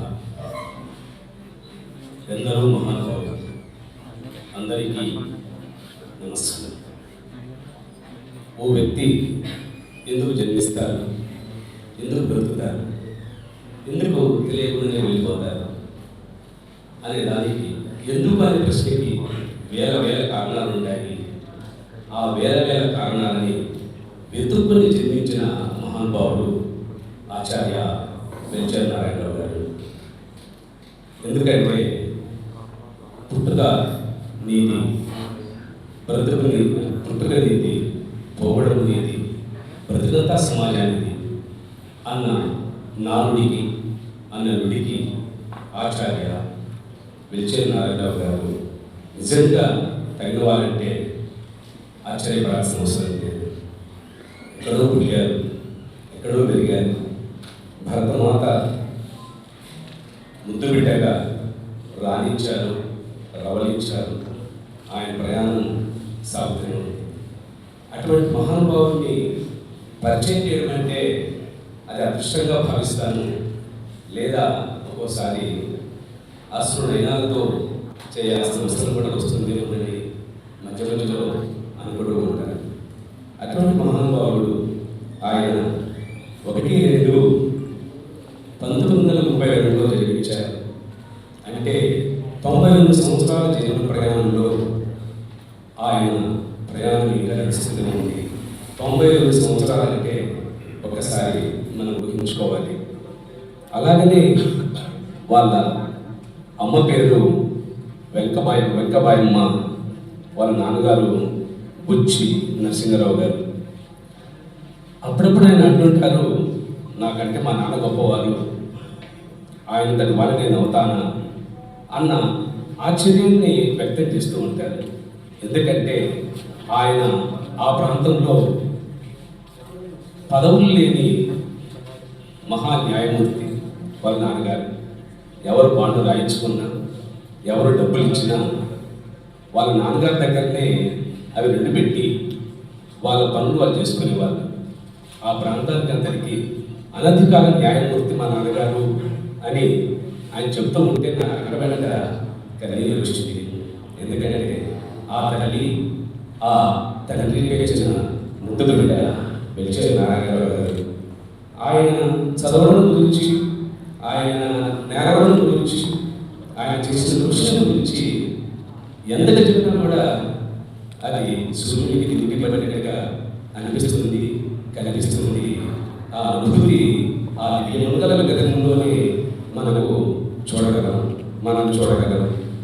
ఆయన ఎన్ని అవార్డులు వచ్చాయో, ఎంతగా చదువుకున్నారు, అవన్నీ కూడా పుంఖానుపుంఖంగా చెప్తూ పోతూ ఉంటే సమయం చాలదు, సవరించడానికి వీల్లేనంతటి విజ్ఞాన గని, హీజ్ లివింగ్ ఎన్సైక్లోపీడియా అని మన గవర్నర్ గారు, మాజీ గవర్నర్ గారు ఆయన మెచ్చుకున్నారంటే ఆయన జ్ఞానం ఎంత దివ్యమైనదో, ఎంత భవ్యమైనదో, ఎంత అనుభూతికి గురైందో మనం చెప్పాల్సిన అవసరం లేదు. శ్రీకాకుళంలో అమ్మకండి గ్రామంలో జన్మించిన ఆయన 1954లో బిఏ గారు. అలానే 1968లో ఎంఏ ఆంధ్ర యూనివర్సిటీ తీసుకున్నారు.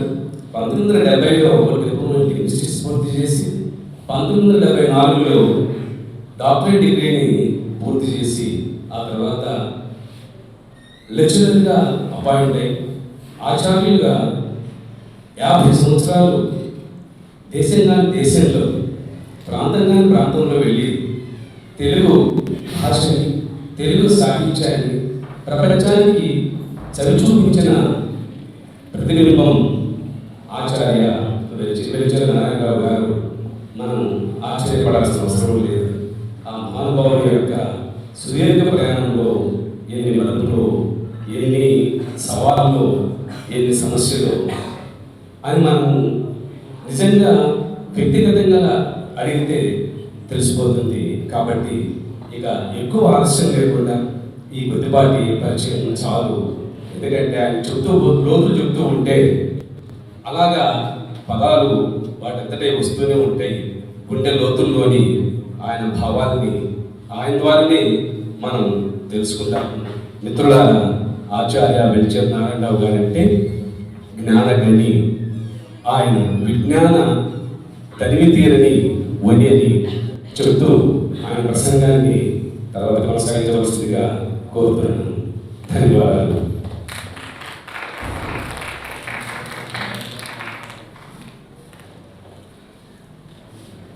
Let us now have the privilege of listening to the message from our guest of honor, Professor Vechiru Narayana, author and translator of classical verse. Sir, please.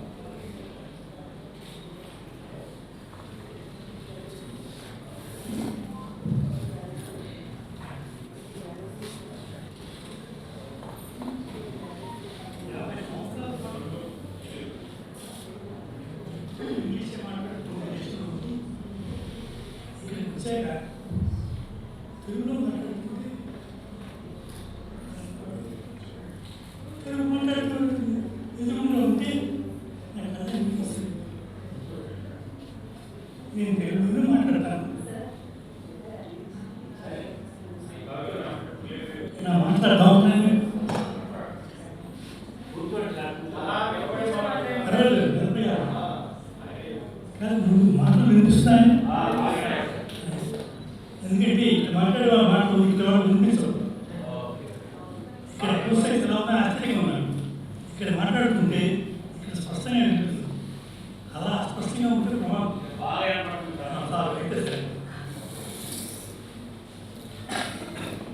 కథలు చెప్పడం ఇష్టం. అందుకని కథలు మొదలు మీకు తెలుసు వాల్మీకి శిష్యుడు పరపరతో కలిసి స్నానం చేద్దామని నదీ తీరాన్ని పెడతాడు. ప్రశాంతమైన వాతావరణం, చల్లని గాలి, స్నానం చేద్దాం అనుకుంటుంటే 2 కంచపక్షులు ఆనందంగా వేస్తాయి. అందరి దృష్టి ఆకర్షిస్తారు. కానీ ఒక పోయేవాడు అయ్యో ఆనందంగా వేస్తున్నాయి అని ఆలోచించకుండా అందులో ఒక పక్షిని చంపేస్తాడు. మనకు మర్యాద ఉంది. 3 సందర్భాల్లో ఎవరిని ఎప్పుడు కూడా ఆపకూడదు, విఘాతం కలిగించకూడదు. భోజనం చేసేటప్పుడు ఇద్దరు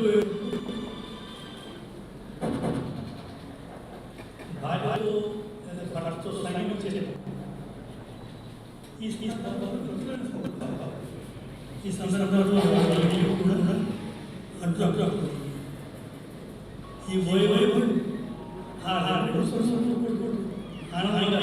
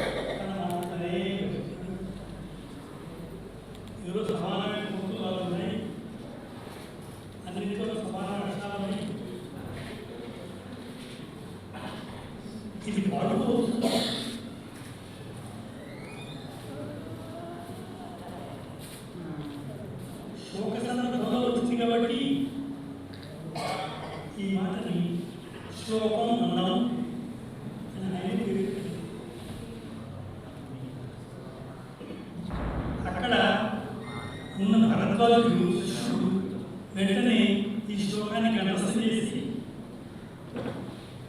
మళ్ళా చదువుతాడు.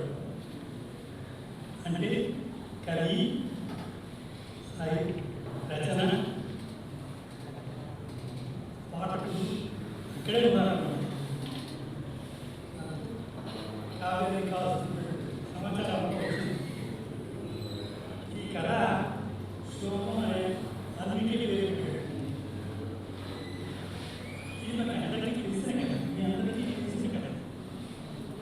కానీ ఇంకొక కథ కూడా వాల్మీకి గురించి, అది పుస్తకాలకు ఎక్కలేదు చాలా కాలం దాకా. స్కాందపురాణం కర్మకాండంలో ఉంది. స్కాందపురాణం ఎప్పుడు రాసాము, ఎన్నాడు, ఎవరెవరు అందరూ కొత్త చేశారు మనం చెప్పలేము.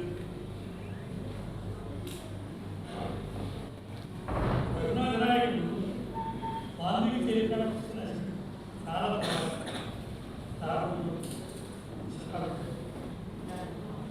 అంతకన్నా ఈ ప్రచారానికి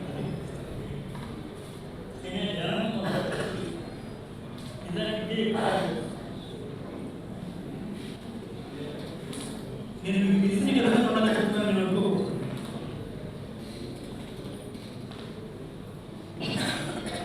ఈ కథలో వాల్మీకి అనే బందిపోడు దొంగ ఉంటూ వచ్చేవాడు అందరినీ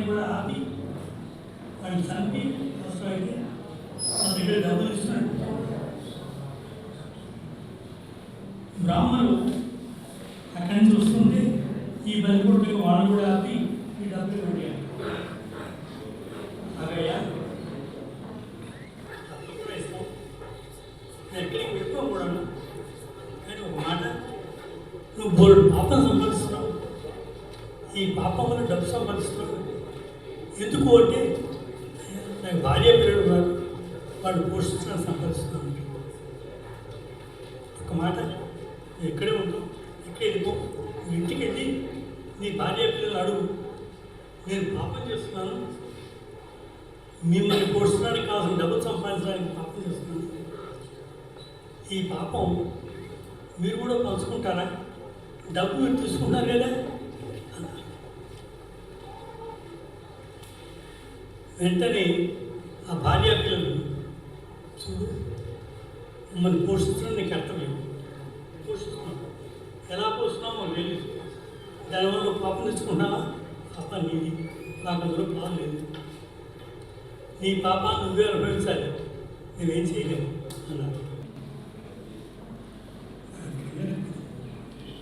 ఎవరి రామన్న అడిగాడు, అయ్యా ఇన్నాడు నుంచి చూస్తున్న పాపం నేను ఒక్కడే అనుభవించాలా, నా భార్య ఎక్కడు, నేను పాపం చేయడం చదువుకోవాలి, కానీ ఆ పాపం ఒకటి భాగస్వామ్యం లేదు, నేను ఏం చేయాలి, ఈ పాపం ఎలా తర్వాత మాట్లాడుకుంటారా?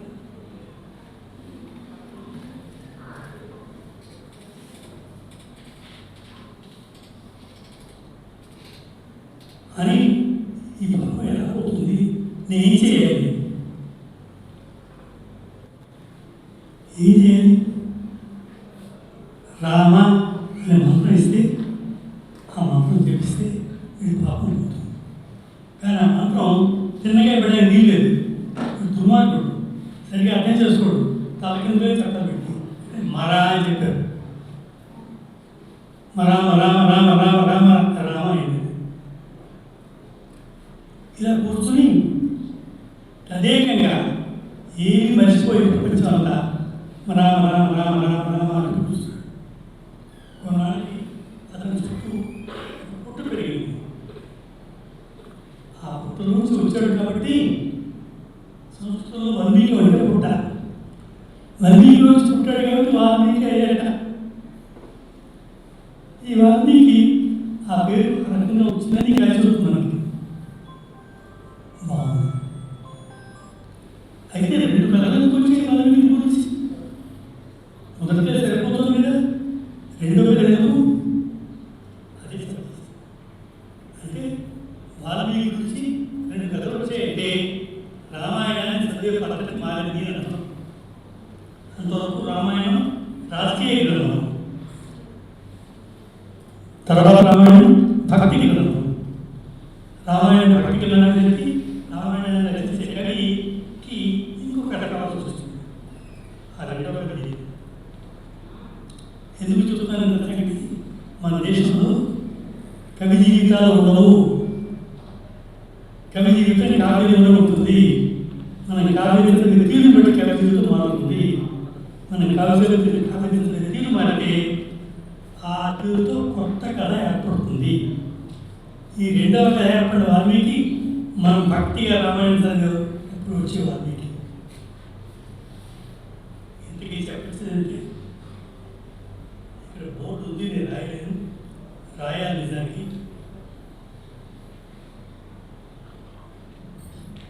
కవి పుస్తకం రాయడం, మన దగ్గర పుస్తకం రావడం, మనం చదవడం, అది జరిగేది. ఇలా కవి పుస్తకం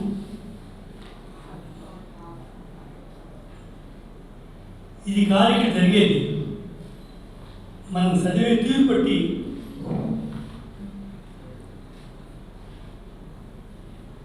పుస్తకంలో ఉపయోగపడతాం. అంచేత మనం కవి జీవితాలైతే పుస్తకంలో ఉంటుంది, మన చదువును బట్టి వచ్చేవి. అంచేత మనం ఏం చేయాలి, తప్పు కవి పుస్తకం పాఠకుడు చదవడం కాదు, పుస్తకం చదివే పద్ధతి కవి. అంటే మనకి కవి పుస్తకం రాయడు, పుస్తకమే కవి రాస్తుంది. మనం పుస్తకం బట్టి ఈ సెకండ్ మనం గుర్తించక కవి జీవితాలు కావాలనుకుని పని కట్టుకుని వీరే సెకండ్ కవి జీవితాలు రాస్తారు. అంతకన్నా ముందు శ్రీరెడ్డి గారి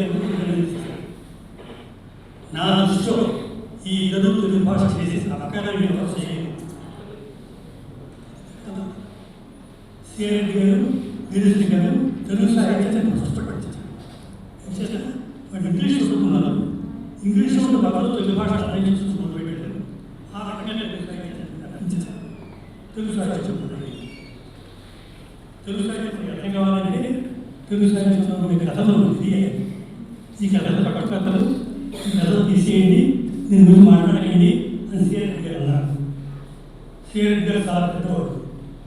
ఆ రైల్స్ విషయం ఆ రోజు ఆ రైల్స్ విషయం పెద్ద ఉద్యోగం ఇప్పటిదాకా ఆ పెద్ద ఉద్యోగం చెప్తే దేశం అంతా ఆయన తర్వాత వీరేశ్వరి గారు వీరేశ్వరి కవి జీవితాలు వేస్తారు. మేము దొరుకుతాం. ఈ రెండు పుస్తకాల వల్ల తెలుగు సాహిత్యాన్ని అపకారం ఇంకెవరో పుస్తకాలు జరగలేదు. తెలుగు సాహిత్యం జరుగుతుంది కాదు. తెలుగు సాహిత్యంలో కవుల గురించి ఏ కథలు ఉన్నాయో అవి మన సాహిత్యం అవి కట్టు కథలు పుట్టిపాడేయండి, దానికి తాంత్రిక ఆధారం లేదు అని చెప్పకండి. ఇది నేను తెచ్చండి. తెలుగులో కవి పుస్తకం రాస్తే మనం చదివితే అక్కడి కాదు. పుస్తకం మనం చదివితే దానిలో దాన్ని మనం ఎడగలము. దాన్ని బట్టి ఇది కవి వస్తుంది. కవి గురించి కవి చెప్పుకుంటాం. అంచేత కవి పుస్తకం రాయడు, పుస్తకమే కవిని రాస్తుంది.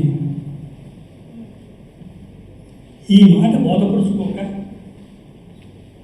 ఎన్నిసార్లు మాట్లాడినా అర్థం కాక ఇప్పటికీ కూడా మనం అవన్నీ కట్టుకథలు అనుకుంటున్నాం. కాదు, అవే నిజమైన కథలు, అవే మన సాహిత్య జీవితానికి అవసరమైన కథలు. ఆ కథలు పక్కన పెట్టేయండి, అవి చదువుకోండి. ఆ కథలే మన సాహిత్యం. ఆ కథలో ఉండేటువంటి మనుషులే మన సాహిత్యం. మనకి ముందు కథ వస్తుంది, కథ నుంచి కథ వస్తాడు, ఆ కవి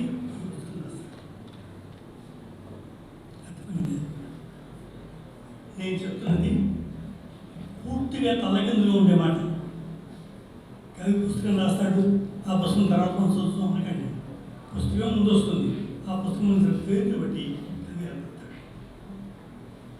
అంచేత కవి పుస్తకం పాఠకుడు అనకండి. పుస్తకం పాఠకుడు కవి.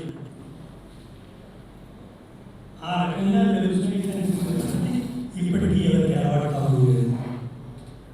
ఈ ఉపన్యాసం పెద్ద ఉపన్యాసం ఇది, దాదాపు 34 పేజీలు పెట్టింది. అది ఏలో ప్రిన్స్టన్లో అట్లాంటాలో గ్రౌండ్లో ఇంగ్లీష్లో చెప్తే వాళ్ళకు కూడా అర్థం కాలేదు. వాళ్ళకి అర్థం కాదు, మీకు అర్థం అవుతుందనే ఉద్దేశంతో ఈ 4 మాటలు చెప్పారు. తెలుగు సాహిత్యాన్ని తిరిగి మనం పునరుద్ధరించుకోవాలి. తెలుగు సాహిత్యంలో ఉండే కథలు చరిత్రకి అవసరమైన కథలు, అవి లేకపోతే సాహిత్య చరిత్ర లేదు.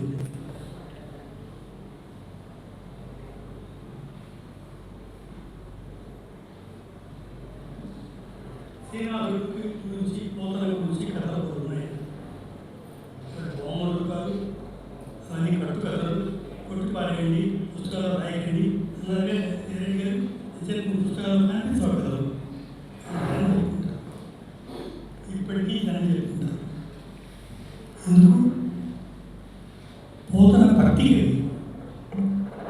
భక్తి చెప్పే కవి ఆయన జీవితం వినాటకం ఉంటాడు. శ్రీనాథుడు రాజకవి. రాజకవి రాజుకుండే జీవితం చేస్తాడు. రాజాస్థానం ఇతరులు ఓడిస్తాడు, గంట బిడ్డలు గెలుస్తుంటాడు. అలా పెద్ద హడావిడి చేయలేదు. అందువల్ల ఆయన గురించి పోతున్న భక్తి భాగవతం పలికించేది వాడు అమబద్ధం ఉండట, నీ పలికిన ప్రభావం ఉండట. పలికట వేరుండు గాలపరుపుగా అని రాశాడు ఆయన. ఆయన చెప్పింది ఆయన జీవితానికి అనుగుణంగా దానికి అనుకూలంగా ఈ జీవితాన్ని నిర్మించుకున్నాం. నిజంగా జీవితం అలా జీవించడం మనకి కానీ భక్తిగత జీవితం ఇట్లా ఉండాలి, రాజకీయ జీవితం అట్లా ఉండాలి. అంచేత శ్రీనాథుడి గురించి మనం చెప్పుకునే కథలు, పోతన గురించి చెప్పుకునే కథలు ఇవి నిజాలు కావు, నిజం కన్నా నిజాలు. ఇవి అవసరం మనకి, ఇవే మన సాహిత్యం చెప్తాయి. ఈ కథలు కొట్టి పారేయండి, చారిత్రక ఆధారం లేదు అనకండి. చారిత్రక ఆధారం మనకు అక్కర్లేదు. అలాగే ఎంతమంది సాహిత్యాల గురించి ఎన్ని కథలు ఉన్నాయో ఆ కథలను పారేయండి, తెలుసుకోండి. ఆ కథలని చెప్పండి, పిల్లలకి చెప్పండి. ఈ కథ అందరికీ వచ్చేది, ఈ కథలే మన సాహిత్యం. ఈ కథ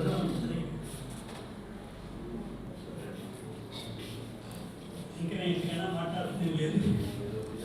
ఈ సంగతి బాగుంది. మన సాహిత్యం మన కథలోనే ఉందని తెలిస్తే అది మొదలు. అక్కడితో తెలుగు సాహిత్యాన్ని ఇంకొక అర్థం. ఇప్పుడు తెలుగు సాహిత్యం కాదు, ఇప్పుడు కవి జీవితాలు నిజంగా కవి జీవితాలు కావు. మనకు అక్కర్లేదు. అన్నయ్య ఎట్లాంటి రోజు పెట్టాడు, ఆయన పెడాం ఒకటో ఉందో ఇద్దరు, ఆయన జీవితం ఏమిటో మనకు కావాల్సింది. ఆయన రాసిన పుస్తకం కావాలి, ఆ పుస్తకం నుంచి వచ్చే కవి మనకు కావాలి. అందుకని మనం కొట్టుకోవాలని చెప్పుకోవట్లేదు. ఇవే నిజమైన కథలు. ఈ కథ పూజ చేయండి, ఈ కథ అనేది తెలుసు తేడా. ఇందుకన్నా ఎక్కువ మాట్లాడడం లేదు. అప్పుడే వెళ్ళిపోతున్నాడు జనం.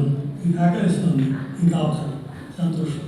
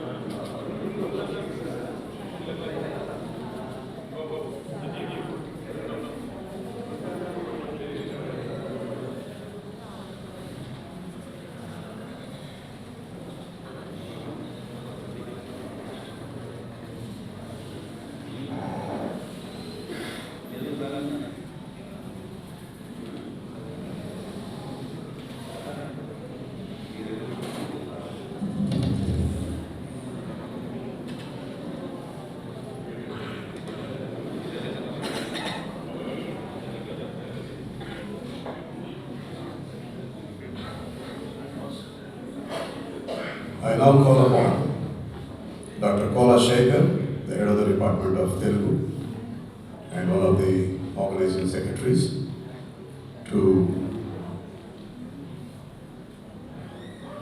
explain to us the theme of the seminar.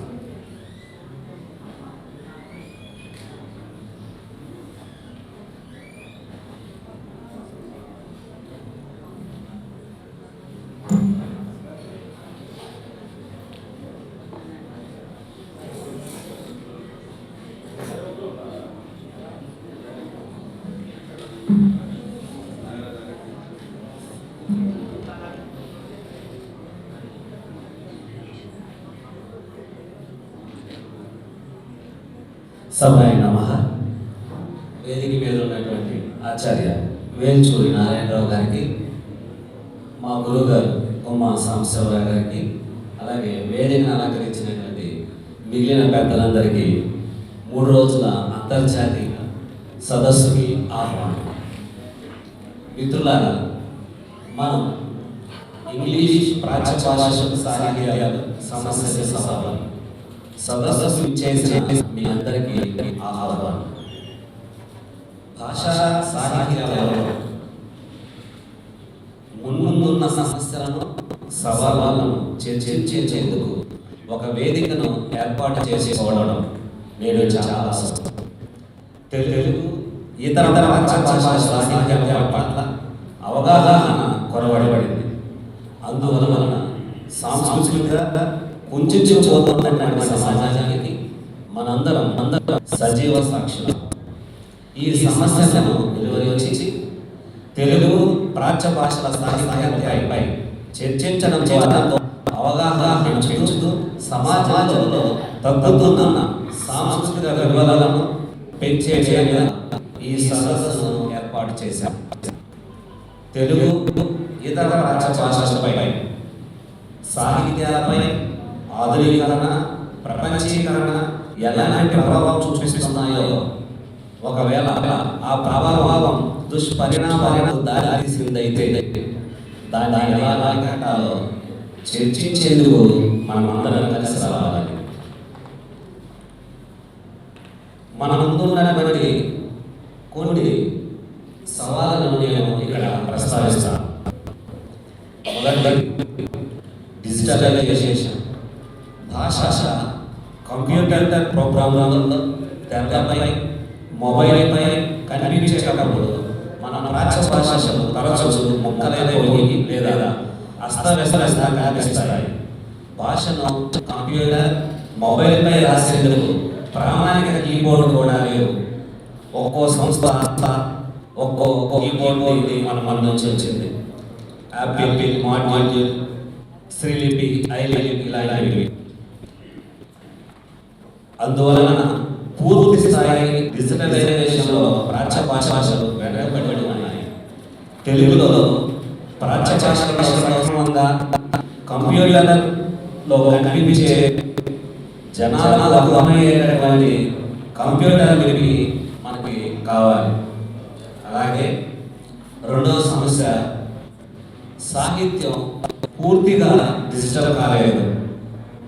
Digital అవ్వడం వల్ల సాహిత్యం అందరికీ అందుబాటులో వస్తుంది. ఇంటర్నెట్లో ప్రధానమైనదిగా కనిపించేటటువంటి సమాచారం, ఎంత ఎక్కువ సమాచారం ఉంటే అంత ఎక్కువగా ప్రపంచానికి చేరువవుతాం. నేను ఇంగ్లీష్ ప్రపంచవ్యాప్తంగా విస్తరించడానికి కారణాల్లో ప్రధానమైనటువంటి కారణం విరివిగా సమాచారం లభించడం. తెలుగు ప్రాచ్య భాషలో ఇది చాలా తక్కువగా ఉంది. ఈ విషయాన్ని గమనించి తెలుగు ప్రాచ్య భాష సాహిత్యాలను డిజిటలైజ్ చేయాల్సిన అవసరం ఎంతైనా ఉంది. మూడవ సమస్య, సాహిత్యంలో సాహిత్య సంస్థలకు, భాషా సంస్థలకు పెట్టుబడి పెట్టేందుకు ఎవరు రావడం లేదు. సాహిత్యమైన, సాంకేతికమైన, నిఘంటుమైన, విజ్ఞాన సర్వస్వమైన ఏ పనికైనా భాషను పరిపుష్టి చేసే శక్తి ఉంది. కానీ అలా చేయాలంటే పెట్టుబడి కావాలి. డబ్బు రూపంలో, వ్యక్తుల సమయం రూపంలో ఇది సరిపడా అందడం లేదు. మరోది తెలుగు వాడకం రోజు తగ్గిపోతుంది. ప్రధాన సంస్థలో ప్రామాణిక సంస్థ లేకపోవడం మనకి ఈ పదాన్ని ఇలాగే వాడాలి, ఇదే అసలు పదం, ఈ పదానికి ఇది అర్థం అని చెప్పేటటువంటి ఒక ప్రామాణికమైనటువంటి సంస్థ మనకి తెలుగు ప్రాచీన భాషలో లేకపోవడం. ఆధునీకరణ, కొత్త పదాలను సృష్టి జరగాలి. మనకి తెలుగు ప్రాచీన భాషలో ఇంగ్లీష్ మనకి కొత్త పదాలు సృష్టి జరగడం లేదు మన భాష. ఈ విషయాన్ని ఇక్కడ ఉన్నటువంటి చర్చించాలి. ప్రాంతీయవాదం ఏ కారణం చేసే అది కనిపిస్తుంది. విడిపోయిన ధోరణి సమాజానికి అంత మంచిది కాదు. ప్రపంచీకరణ, ఇంతకుముందు తెలుగు భాష మీద ఆంగ్ల ప్రభావం చూపిస్తుంది. ఎందుకనో భాషలు సాహిత్యాల ముందు, ప్రపంచ సాహిత్యాల ముందు, పాశ్చాత్య భాషల సాహిత్యాల ముందు మన భాషలు, సాహిత్యాలు ఎందుకో పేలవమైపోతున్నాయి. యువతను ఆకర్షించేలా మన భాషలు, సాహిత్యాన్ని మనం ఎప్పటికప్పుడు తాజాగా పంచుకోవడం, పరచుకోవాల్సిన అవసరం. మన ప్రాచ్య భాషలు, సాహిత్యాలు అనేక సమస్యలు మనకు కనిపిస్తూ ఉన్నాయి. అయితే వీటికి పరిపరి కాకుండా మనం ఎప్పటికప్పుడు వాటిని గుర్తించి వాటికి సరైనటువంటి పరిష్కారాలను చూసుకుంటూ మనం సాహిత్యంలోనూ భాషలోనూ పరిణతి సాధిస్తూ వీటన్నిటిని అధిగమిస్తూ ముందుకు వెళ్ళాలి. ఈ సమస్యలను, సవాళ్లను సంస్థలు తీర్చలేరు.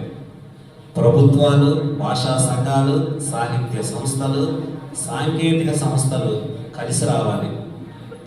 ఇందులో భాగంగా ఈ సదస్సును ఏర్పాటు చేసుకోవడం జరిగింది.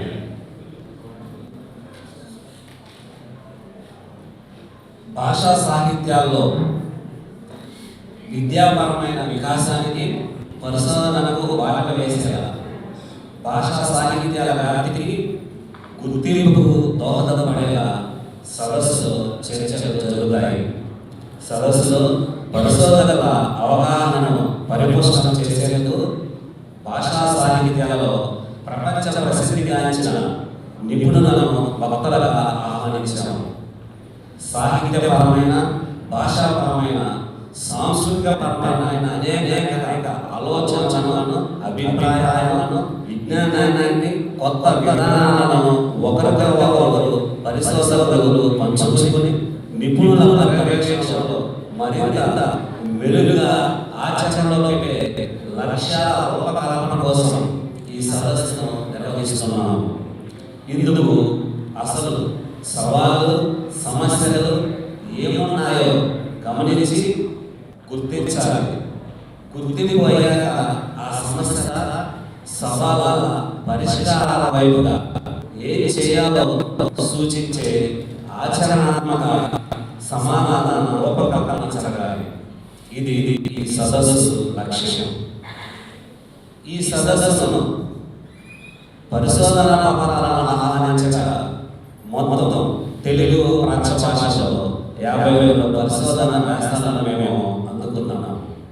పరిశోధకులు తాము తీసుకున్న అంశంపై కూలంకషంగా పరిశోధించి ఆ పరిశోధన అంశాలను చాలా చక్కగా పత్రాలలో చర్చించారు. పరిశోధకులు తమ పరిశోధన ద్వారా చర్చించిన అంశాలలో ఉన్నటువంటి అభిప్రాయాలు సదస్సు నిర్వాహకులుగా మా బాధ్యత కేవలం పరిశోధకులకు ఒక వేదికను ఏర్పాటు చేయడమే. పరిశోధకులు తమ పరిశోధన పత్రాలలో కానీ, సంక్షిప్త పత్రాలలో కానీ, సదస్సులో ఉపన్యసించే ప్రసంగాలలో కానీ నిర్వాహకమైన మాకు ఎటువంటి ప్రమేయం లేదు. అవి పూర్తిగా ఆయా పరిశోధకుల అభిప్రాయాలు మాత్రమే. ఒక వేదికను మాత్రమేమో ఏర్పాటు చేశాం. సదస్సులో పాల్గొనటువంటి మీరందరూ వాటన్నిటిని తెలుసుకొని గుర్తించి భవిష్యత్తు ప్రాచ్య భాషలకు, సాహిత్యాలకు కొత్త దిశ వైపు నడిపించగలుగుతారని, ఈ దిశ పరిశోధనలో ఆలోచిస్తారని నిర్వాహకులుగా మేము కోరుకుంటున్నాం. నాకు ఇంతటి చక్కటి అవకాశాన్ని కలిగించినటువంటి కళాశాల యాజమాన్యానికి, మరీ ముఖ్యంగా ప్రిన్సిపల్ ఫాదర్ డాక్టర్ జిఏవి కిషోర్ గారికి ధన్యవాదాలు. చివరిగా సదస్సులో పాల్గొనేందుకు తమ పరిశోధన పత్రాలను పంపిన పరిశోధకులకు అభినందనలు.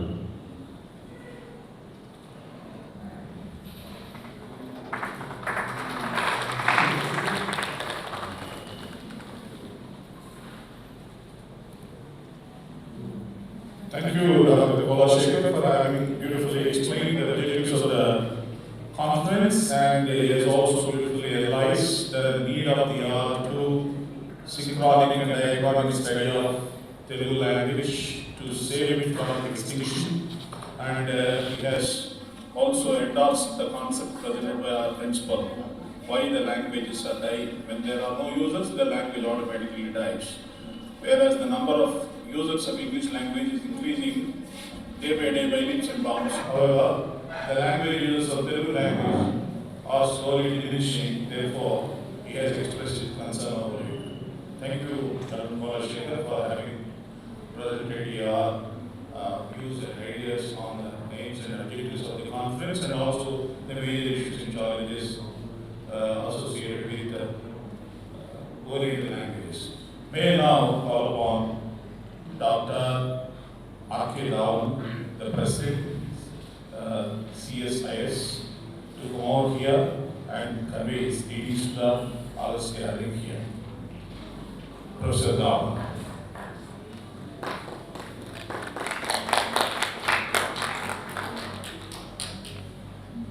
Chairperson, fellow colleagues, young scholars, students, ladies and gentlemen. Indian Society for English and for Commonwealth Studies was founded 35 years ago. This is the 32nd annual session. During COVID period, it was hiatus, that is break before Loyola conference. So our association has been regularly holding session every year. And it's very interesting to know that out of the 32 conferences that we have had in various places, in Ashram, and so many places, out of 32, 19 conferences have been held in Andhra Pradesh. Andhra Pradesh is also unified Andhra Pradesh. So we have a special organ with Andhra Pradesh. And as far as you are aware, many of you must be aware, that we have a MOU, Memorandum of Understanding, with this prestigious Andhra Loyola College. And it is our third session being organized at the premises of this college. Now, I'm very grateful to the organizers of the conference for selecting a very, very appropriate theme, very relevant theme. There are so many issues. You see, a few years ago, say 30 years ago, we had very limited scope in English studies. It was mostly literature. But over a period of time, language also became important.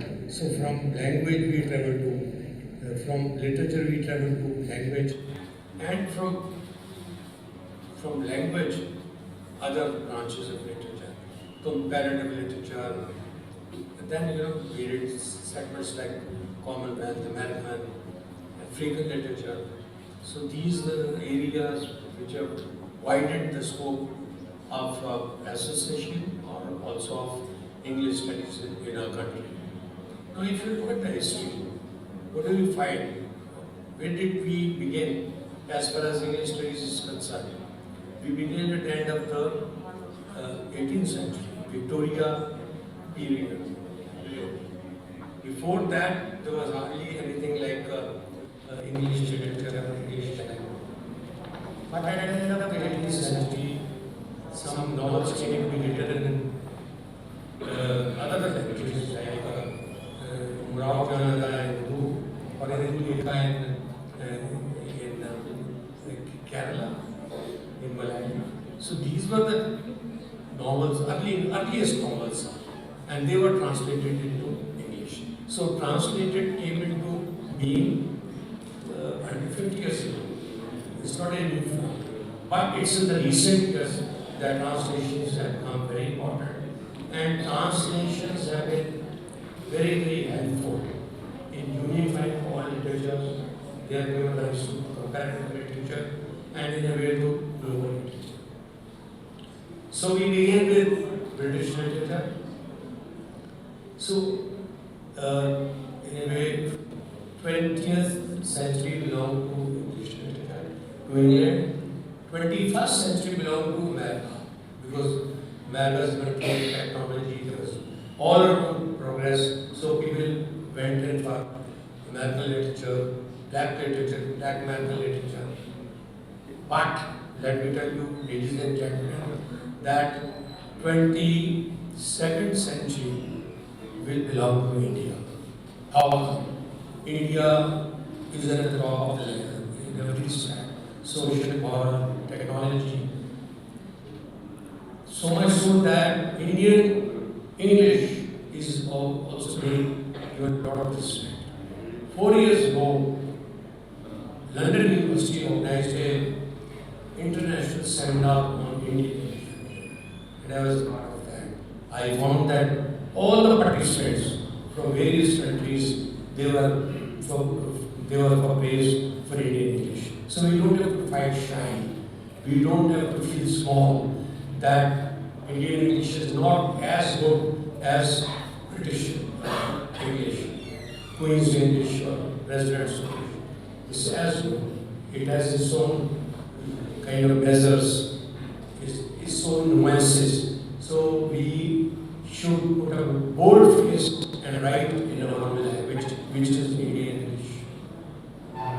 Apart from that, as I said that we have been holding conferences, we have also given a lot of teachers to creative writing, and at every conference we have a special session on creative writing. So those who write poetry or prose pieces in creative presentations, and as I have already said, the publications are a very important part of our setup. We always put up a book exhibition, and the books are available on a very respected price on a discount from 30 to 40%. And I am very happy the books that are being released here, if you buy them, encourage the writers, and so that you can put questions to them, you can work on this, do your research on those writers and those books. And finally, I would say that apart from language, literature, translation, comparative literature, linguistics, there is something very special in India and Indian literature. Government of India, because there have been various interpretations, various facets, various points of view, what should be given importance, literature, language, or other things. So Government of India set up a question known as NAP 2020, National Education Policy. In that education, they said they gave a kind of a manifesto to universities. In that they said that we should reclaim the past. India should not be a docile follower of the West. We have guts, we have power, we have money, we have advancement, we have technology. We should not look towards the West. Like what Gopi says, that we should decolonize ourselves.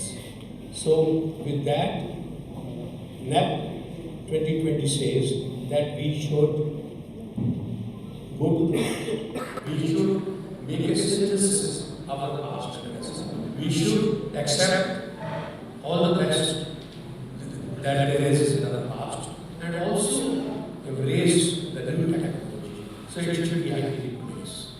And if we follow all this, we are very, India is at the zenith of its glory these days. And if we continue to do that, I think sooner than later, India will become rich. Thank you.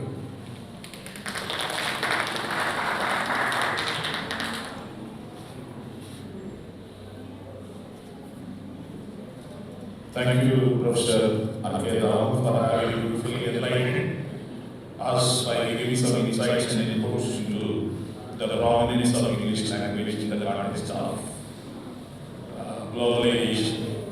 And with the advent of AI, machine learning, ICTs, IT, language has gained more importance than literature. It's the need of the hour. And the same point has also been touched upon by our Vice Chancellor. It is up to us to decide whether to exist or extinguish, prevail or perish. If you study language, you will be in the realm of a fire.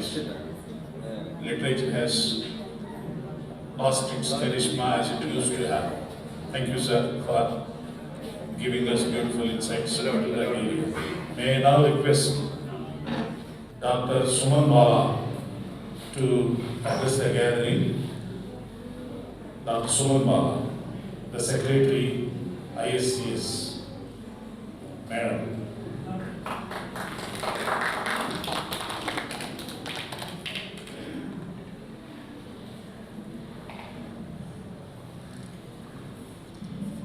Good afternoon, ladies and gentlemen, boys and girls.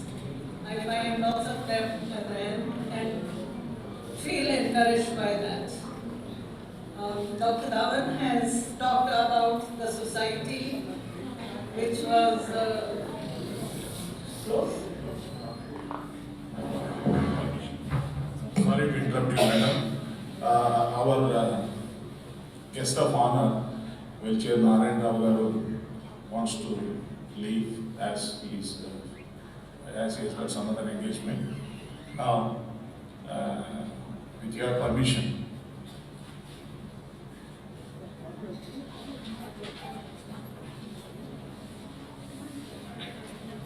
Thank you, sir. Thank you for your message. Now, Madam, continue.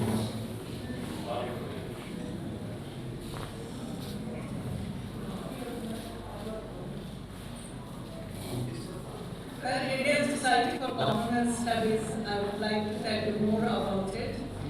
The society was, established by no less a person than the noted English writer, Indian English writer, Old Raja Anand at the helm of affairs. He wanted people to read literatures in English, and not only in English, but also translated into English, which is very important. And it was a time when we started, 1989. It was a time when Indian writing was not so much in prominence. But we were also talking about the new literatures in English, not only American and British, but also Australian, Canadian, African, At that point of time, they were not that important, nor were the translations. So the idea was to give more prominence, more importance to these literatures. And as soon as we started, we had our first conference in Pune, and second one was at Krishnadeva University, SC University, Anandpur. And at that point of time, Raja Anand sir said that we can't go on without publication, because it was a time when you had either to publish or perish. So he had the vision to foresee this kind of the time that we have now, that publication is getting so important. So we decided to start a journal which was called the Commonwealth Review. Each journal had a special theme, and by now we have published 55 issues of the journal, 2 issues every year, very regularly, and almost every area of literature has been covered in that. You name it, and we have a special issue on that literature, that theme. So it's very significant to get published into the journals, and our journal is recognized by UGC. It has an ISCS number from the very beginning. So all members are given an opportunity to publish at least one white paper in 2 years. So I would welcome all of you to become members of society and get published. By now we have published more than 1,000 scholars, and about I think more than 100 from overseas. So each issue has invited papers as well as the proceedings of the conference. So now we have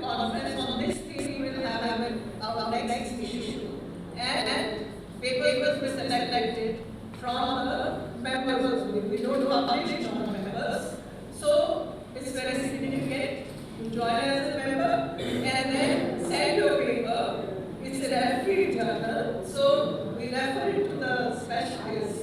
And then if they feel that the paper is not up to the mark, we send it back to the writer, to the contributor, asking him to make it better. If we also send suggestions how they can do it. So ultimately it gets published. I think we will have more members here. This is my 4th conference at this college, and every time I have taken back members who now have also started teaching in the colleges, in various colleges, and we keep in touch, saying that we, as students, as scholars, research scholars, joined the society, and it has paid dividends. So all of you are welcome to join in, and I think I'll have another opportunity to talk about the society later. At this point of time, I would like to thank Dr. Raju. He's not here, but then Dr. Raju and his team, Ranga Babu and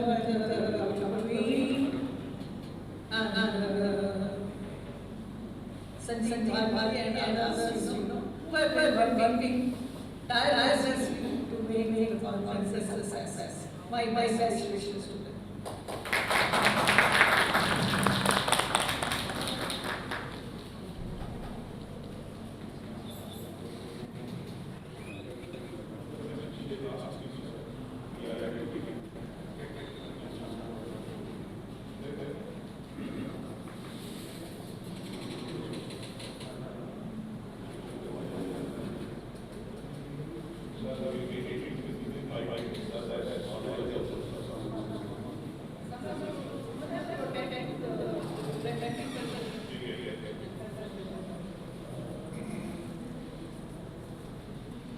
Thank you, Madam, for your words of appreciation.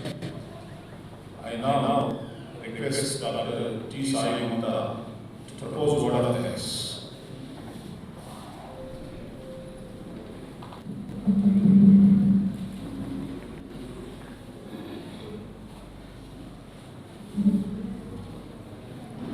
Reverend Fathers, respected dignitaries,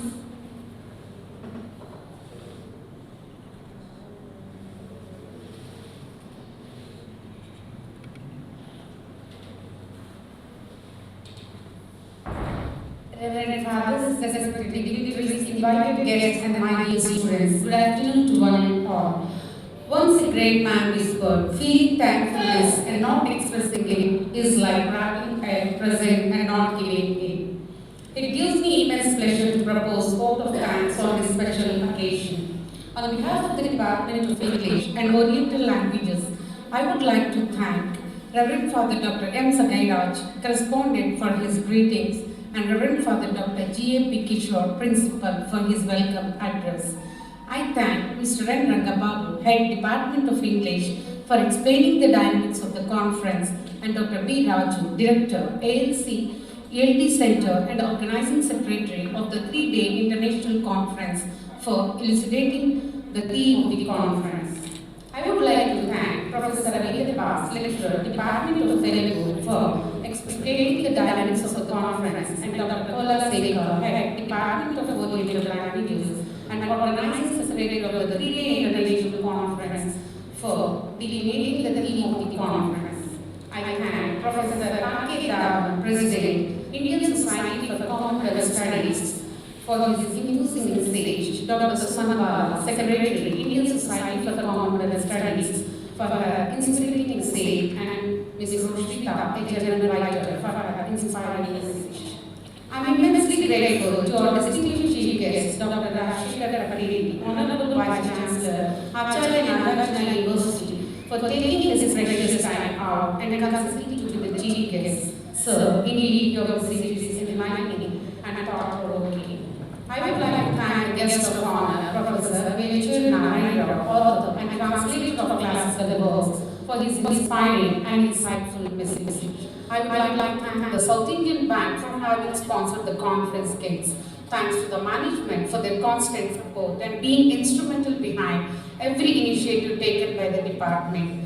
I must not forget to thank the volunteers and student teams for their untiring and unrelenting efforts to organize this conference, and the media and the press for their constant support. Thank you one and all. We'll break for lunch, but before that, please all of you stand up for the national anthem.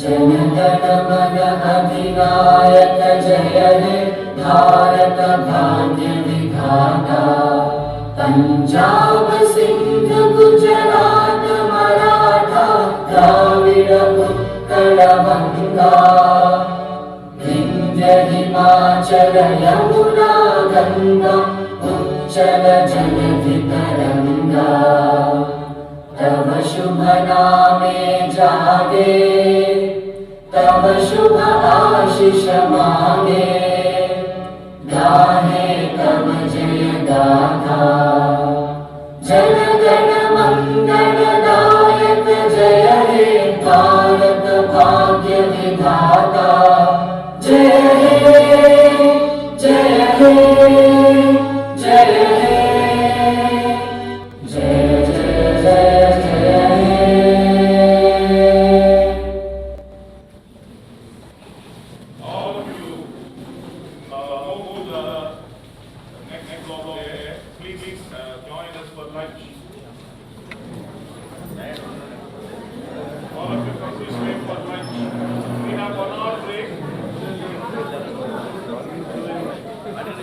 We have